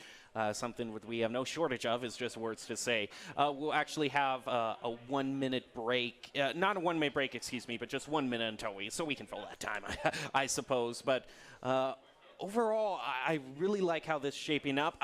I think one thing we kind of got to say here is, for those interested in the other sports here, it's kind of behind the scenes of how everything is working tonight. Rocket League has a tournament every single day. So that's 4 days of finals and semifinals. Overwatch has 2 tournaments spread over 4 days, so one round robin and then bracketed finals. And then Valorant has just one big tournament over the whole event here. So Rocket League is just pedal to the metal. Play. Go, no stopping. Yeah. And good luck. I couldn't handle that as a player, so good luck. Yeah, definitely. These players, they played their hearts out yesterday, and they'll play their hearts out for the next 2 days as well. So 3 days as well. So I got to say, it's very cool seeing the energy around here for this event, though. It feels very convention-esque. You know what I mean? We have events and people coming in for panels and everything. At the beginning, we had directors from colleges here talking to all these players, letting them know their options and giving advice. I mean, there's so much going on here beyond just what you're seeing here tonight. You know, they're here in the morning, having breakfast here. Just so many great events that Esports Tower is putting on throughout the whole day. For sure, and if you want the opportunity to do this yourself, definitely check them out at esportstower.com. I mean, it's a fantastic organization. We have the pleasure of being able to work with them. At the end of the day, we are not Esports Tower players. We are just the casters that get the opportunity to talk about the fantastic gameplay that they bring it to the table. They don't just do Rocket League. They do Overwatch. They do Valorant. I do believe they also do Fortnite on top of that, and it could be expanding in the future. But for now, we're going to focus on, did my wish get granted? Nope. No. I'm dumb. For a second. Was just pointed toward the orange side of the field, and you automatically assume because you saw so much orange. I had a moment. It's okay. There's still possibly 4 more games. We have Bran here in the corner. Gets the ball stolen away by Nano, so Quez and Greed have to try and send it back to Cran. Cran has pressure put on them from Gababy. And it looks like Nano's going to elevate and look for an opportunity to center it up to Potato. Nope, it's going to be Gababy. So all 3 members of the Scorpions have committed, so now they have to push back on this breakaway. It looks like Potato and Nano can't stop it, so it's going to be Gababy who does just that. Clear off the side for the Scorpions. Ground tries to block it, but Gababy takes it away from him. Now Quez is going to move in here. Nano gets a successful tap on that to stop in midfield. Now here's Greed, the player that I was hyping up at the beginning here. Made so many great plays, is very kind of specializing in those mid-air dunks down into the goal, so watch out for that. I also do not forget about Cran. I mean, Cran may not be the one doing all the flashiness, but they're going to be taking out a lot of people to create disruption plays. They're a solid defensive player as well, and here we go with a great breakaway play from them. and it's going to unfortunately not be accredited by the system. Potato, again, another great clear. It's going to hit the back wall, Quez, and unfortunately it looks like Greed both collided on that one. So Nano trying to make an opportunity for their team. Cran's going to stop it, but Potato takes out Quez in the process. Nano trying to create an opportunity, but Quez is going to just like tap on that and actually turns into a full clear here. Potato moves back. Now around the corner moves Greed. Baby slight play off the wall there. But overall, it's, you know, all things considered, pretty quiet game thus far in terms of shot on goal so far. That might be a calculated thing being done by both teams in total, but we have Nano, as we're talking about that, find the first goal, taking a little bit over 2 minutes. That's going to put the Scorpions in the lead. Talked about it earlier, though. These guys have been playing for an extended period of time, and if they're anticipating, and, you know, you got to respect your opponent, so expect to always have to play 5 games no matter what in a best-of-5 series. You cannot be giving it everything 100% of the time from the very beginning of the first match. Otherwise, you could end up exhausting yourself and making the last couple of games very, very difficult. So being slow and methodical could be the strategy here for these players. Like I said earlier, they got to go to sleep and then be back here tomorrow, so don't wear yourself out too much. It's kind of that mentality extended over all the days that they have to play here at the arena. Right now, we are kind of seeing that bit of restraint. One goal to speak of as we are more than halfway through the match. Looks like Baby is looking for an opportunity, but Cran's going to push it forward. It's now on the back third, and Scorpions half. Nano grabs it, elevates. Has to play it around Greed, takes out Greed instead, but Quez is going to be the one to make the save. They also have Cran there to help them out. Never mind, Greed's going to get taken out. Quez sends the ball to the side. Cran is rotating to the back post position. Nano goes for the challenge and chips the ball away from Quez. Cran now going for the challenge, gets a shot taken away by Baby before the system even accredits that shot on goal. What a nice redirect there in midair. But it just bounces off the backboard. Potato! Oh boy. This is kind of interesting. I was talking so much about the flashy plays that the Barracudas can make, but really, the Scorpions have been having so much side control for this game that they're just preventing the plays before they can even happen. Nano going to drive it around past Greed, and there goes Quez back over to Crayon, and again, just knocked out of the way, back and forth by the Scorpions. Now credited with the save. Trying to place it toward the goal there, but it goes wide. Greed with possession, looks to get it past Nano, can't though. Baby's gonna be the one to pick it up off the ground as well. 1 minute left. Scorpions only have 1 goal to their name right now. Barracuda's looking for that 1 goal themselves. Can they do it? A minute is enough time, but if Baby can find one right now, it's gonna make closing that gap much more difficult.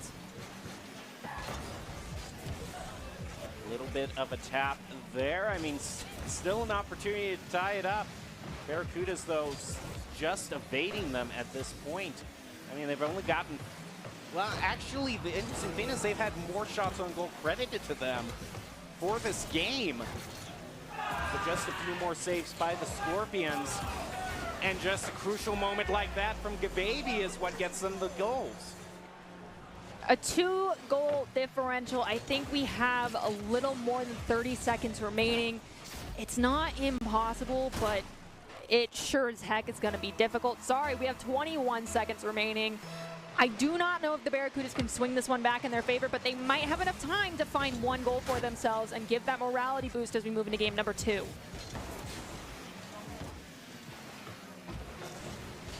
Plays it off the wall. Now, and a crucial demo by... That was well... Okay, wait. I need to catch up where I was here.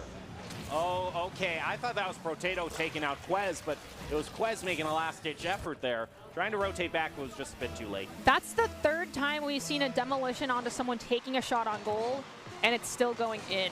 And now there's 3 seconds left, and a 3-goal differential. I believe this is a GG go next. Yeah, at that point, 3-0 Scorpions. We haven't really seen the Bear. Okay, this is the first for me. You know, I don't really have much to go off of here in terms of analysis. No, I mean, it's perfect all the way down the board. I mean, at that point, it really is just going to, like, finding the one chink in the armor to get that goal in, whether it be, you know, forcing a double commit or being ready for, unfortunately, a tertiary touch coming from someone who just decides to commit from the midfield, which could leave you open to a, you know, a breakaway. But we were at 50-50 almost all the way down that board. Yeah, it's quite insane. It was just a few moments of just saves not going through for the Barracudas, it looks like, that didn't quite do it for them. I do want to say and clear up something here. We've been talking all night out. We haven't seen one overtime. That doesn't mean that we haven't seen an overtime at all during our casting careers. There were some people who said we'd never seen an overtime ever, and it's just tonight. Yes, we have casted well over, I think between the two of us, probably approaching over 500 games easily. Yeah. Of Rocket League alone. So we have seen it. We've seen almost everything that there is, but we are hoping for an overtime here. We've seen like an 8-minute overtime, I think. Yes, and we wanted to cry because our voices were in so much pain. We want to see a game number 5. We want to see an overtime because that means that these players are giving it their absolute all and they are doing the best they can to minimize mistakes and capitalize on those made by the other team. As we go into this game number 2, Scorpions in the series lead by 1. Potato with the tap there. Trying to put the Scorpions back into an early lead here.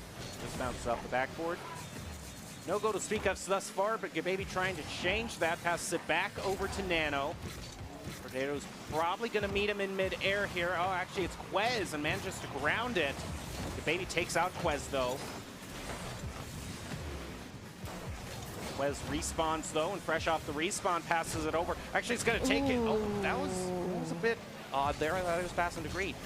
I did as well, but the ball ends up now with Potato crossing that midfield stripe. They will take out Greed. Cran takes out Nano, so the follow-up is going to be difficult. Quez at the midfield gets it past 1. Can't get it past Nano, who sends it up to Gababy, who looks to dunk it down past Greed. And it looks like Greed did get a touch on it, but again, this just happens. Ball still ends up going into that net. Just letting it waterfall down there. Kind of Greed getting done in by the goals which he specialized in throughout the night. One of those mid-air dunks. What you can do, I can do as well. Now we have Quez with possession, has the ball bounce off the ground a few times, still don't lose it right away. Nano's going to take out Greed. Cran is in that back post position, gets in, manages to get a touch, gets a couple more, pushing Nano away, allowing Greed to come forward, but Nano's right there, forces the ball to the side. Quez elevates, gets pushed away again, so it looks like if you can't get a touch on the ball, get a touch on the one possessing it and push them away from possession to make it harder for the Barracudas to capitalize on these opportunities that they're getting, because just if you can't touch the ball again, what can you do? Now Crayon heads off to the side, but Potato just kind of beats him to it. He's playing around all of them and demos Greed as well. What a play, and Baby is not going to be able to take it away from Quez, though. Quez is trying to help the Barracudas recover here, but the Scorpions are finding... Oh, that's dangerous there. But is there the follow-up? There isn't. Oh, that demo is actually pretty crucial there. Yeah, I think unfortunately Quez was going to be the one to be ready for that follow-up. Potato's going to be the one to save Quez's shot. We have Cran looking to set it up again. Gababy's going to push it to the midfield. Greed takes that opportunity away for the reset for the Scorpions, though. Quez looking to dunk this one down. It hits the backboard. Follow-up hits the crossbar. No one's friend. Oh, man, I'm so sorry. We have Quez, though, looking to set it back up again. Instead, they're going to collide with Gababy. Again, that if you can't get a touch on the ball, just be physically aggressive with the other players so it messes up any opportunity that they have from there on out. And the shot by Quez is quickly redirected by Gababy, who leaves it for Nano. Yeah, I guess one crossbar is as good as the other. I mean, it's even... That those moments that you think, couldn't the designers have made the goal a little bit bigger? You know, it wouldn't have hurt anybody, you know? It's just... We have Nano now pushing forward. It has the ball here in the corner. We do have Cran get taken out by Potato, but it doesn't matter. Quez is going to go forward, dunk the ball down, look for Greed, but it gets pinched off and ricochets off the ceiling. So Potato sending it right back to the back third of the Barracuda's half of the field, where Cran tries to get possession.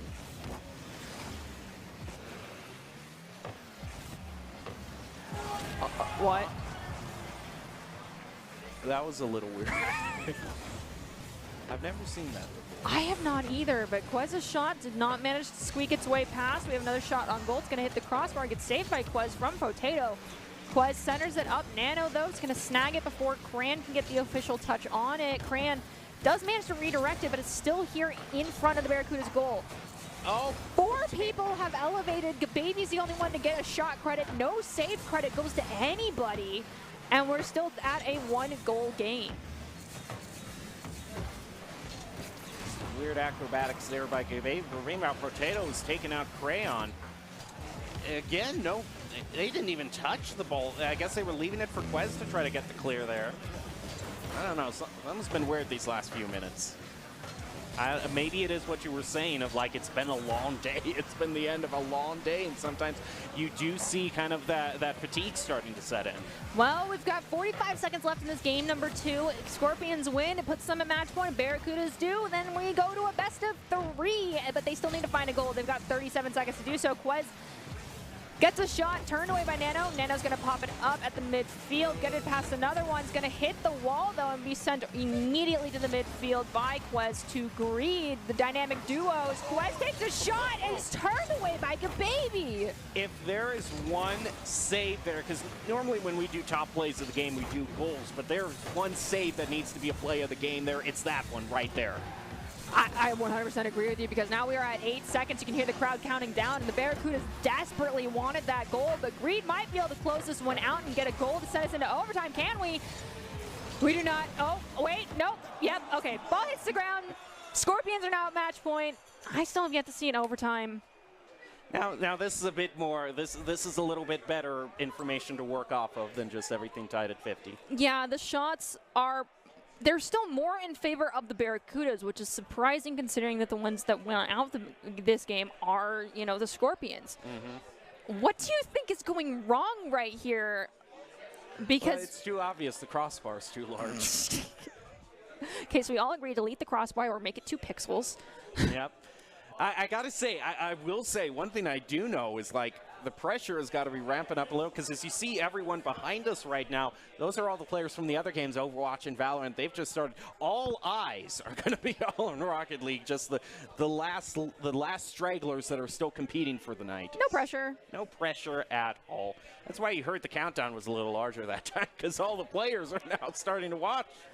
All right, so now with the Scorpions at match point, the Barracudas are looking to start the reverse sweep, and you know, it was the match they won against the Lynx that they were also behind too.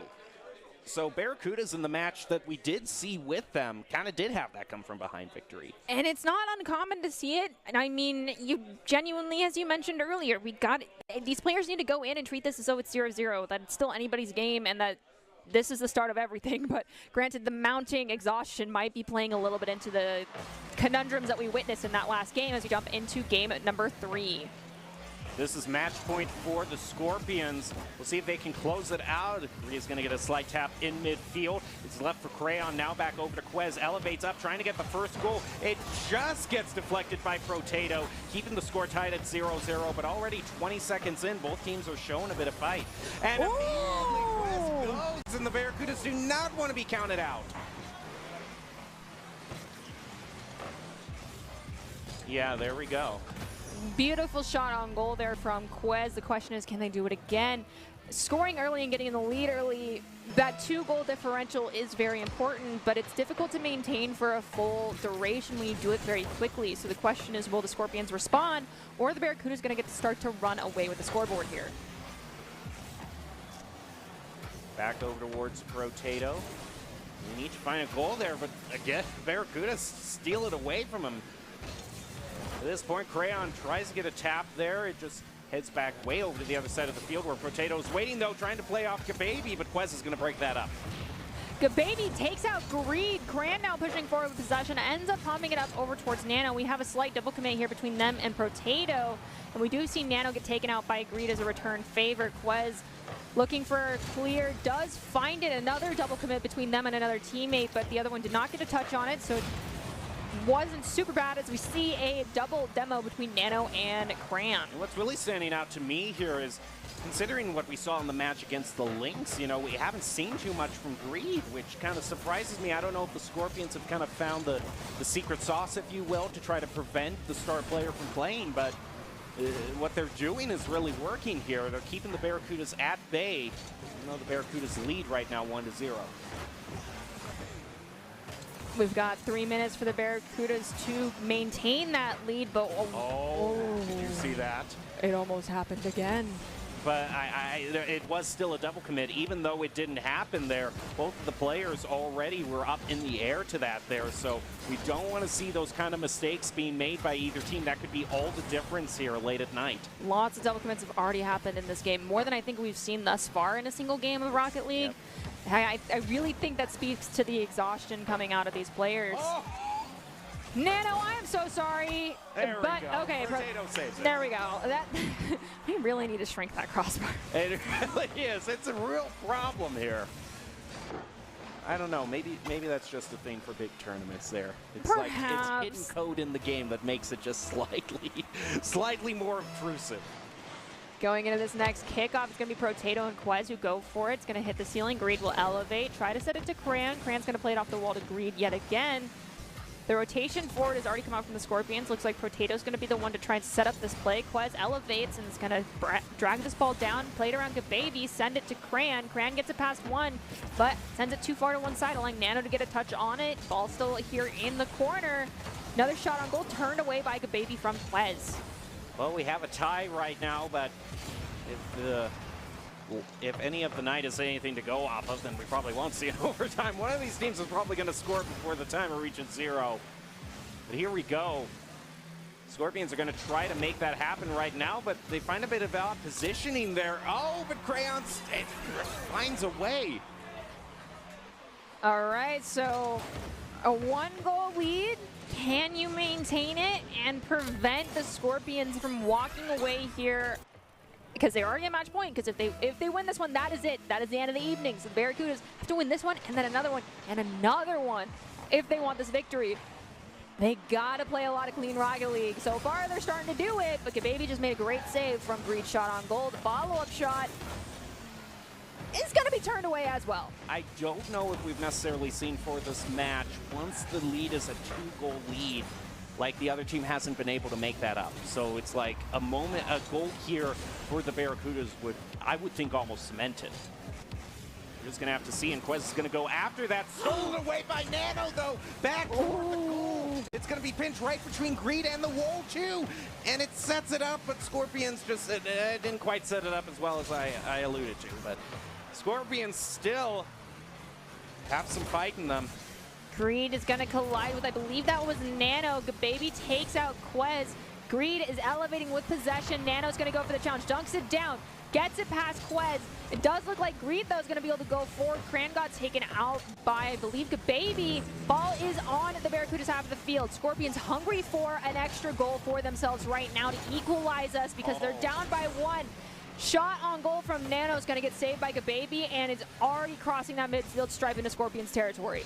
Gababy unfortunately whiffs on that one, but it leads it for Nano, and the save by Crayon keeps the Barracudas in the lead right now. Potato's going to rotate back here. Look at all the demos Gababy has had for this match, by the way. It's definitely been chippier than usual. Oh! Oh! Trying to get one against his own team there. Cran unfortunately has the ball ricochet off the ceiling. Nano, Potato gets a save. Nano's the one to redirect it. Quez tries to center it up, but it does get cleared. 10 seconds left. Can the Scorpions find a goal? They almost have it in. Will they be able to find an equalizer? It is at the midfield. It needs to stay in the air at this point, but it looks like it might. It's going to hit the ground, and the Barracudas find a victory for themselves, and it looks like the side control really in favor of them as well. The stats finally worked out for them at this here, because we were remarking last game how the Barracudas, they have more shots on goal in general. It's just they haven't found what they need, and finally the math worked out for them here. But I said it about at the 2-minute mark. That's not it. They've got to win the next game and another one, whereas the Scorpions looking to close out the next. They look happy that they get another chance. Hi, guys. Good luck. Good luck to all of you on stage. Yep, good luck. You're going to need it because you still have to get 3 wins in a row. You're just You got the laying it first on. win. I know. It's a little late for everybody right That's now. true. It's not impossible, but it would be exciting to see this go to full 5 games. That means the reverse sweep is possible for the Barracudas. And every game that is played is another opportunity for the Hot Wheels track to be brought up. It probably will not be, but I'm just saying. Nerdy has gotten to the point where if they see orange at all on the field, they're immediately going to assume that it's Hot Wheels. I feel so okay. No comment, but we'll have to see how that goes. Right now, Barracudas are desperately trying to get another victory for themselves. It's possible. Both these teams are very, very gifted Rocket League players, but the exhaustion set in. We saw some sloppiness coming from both sides.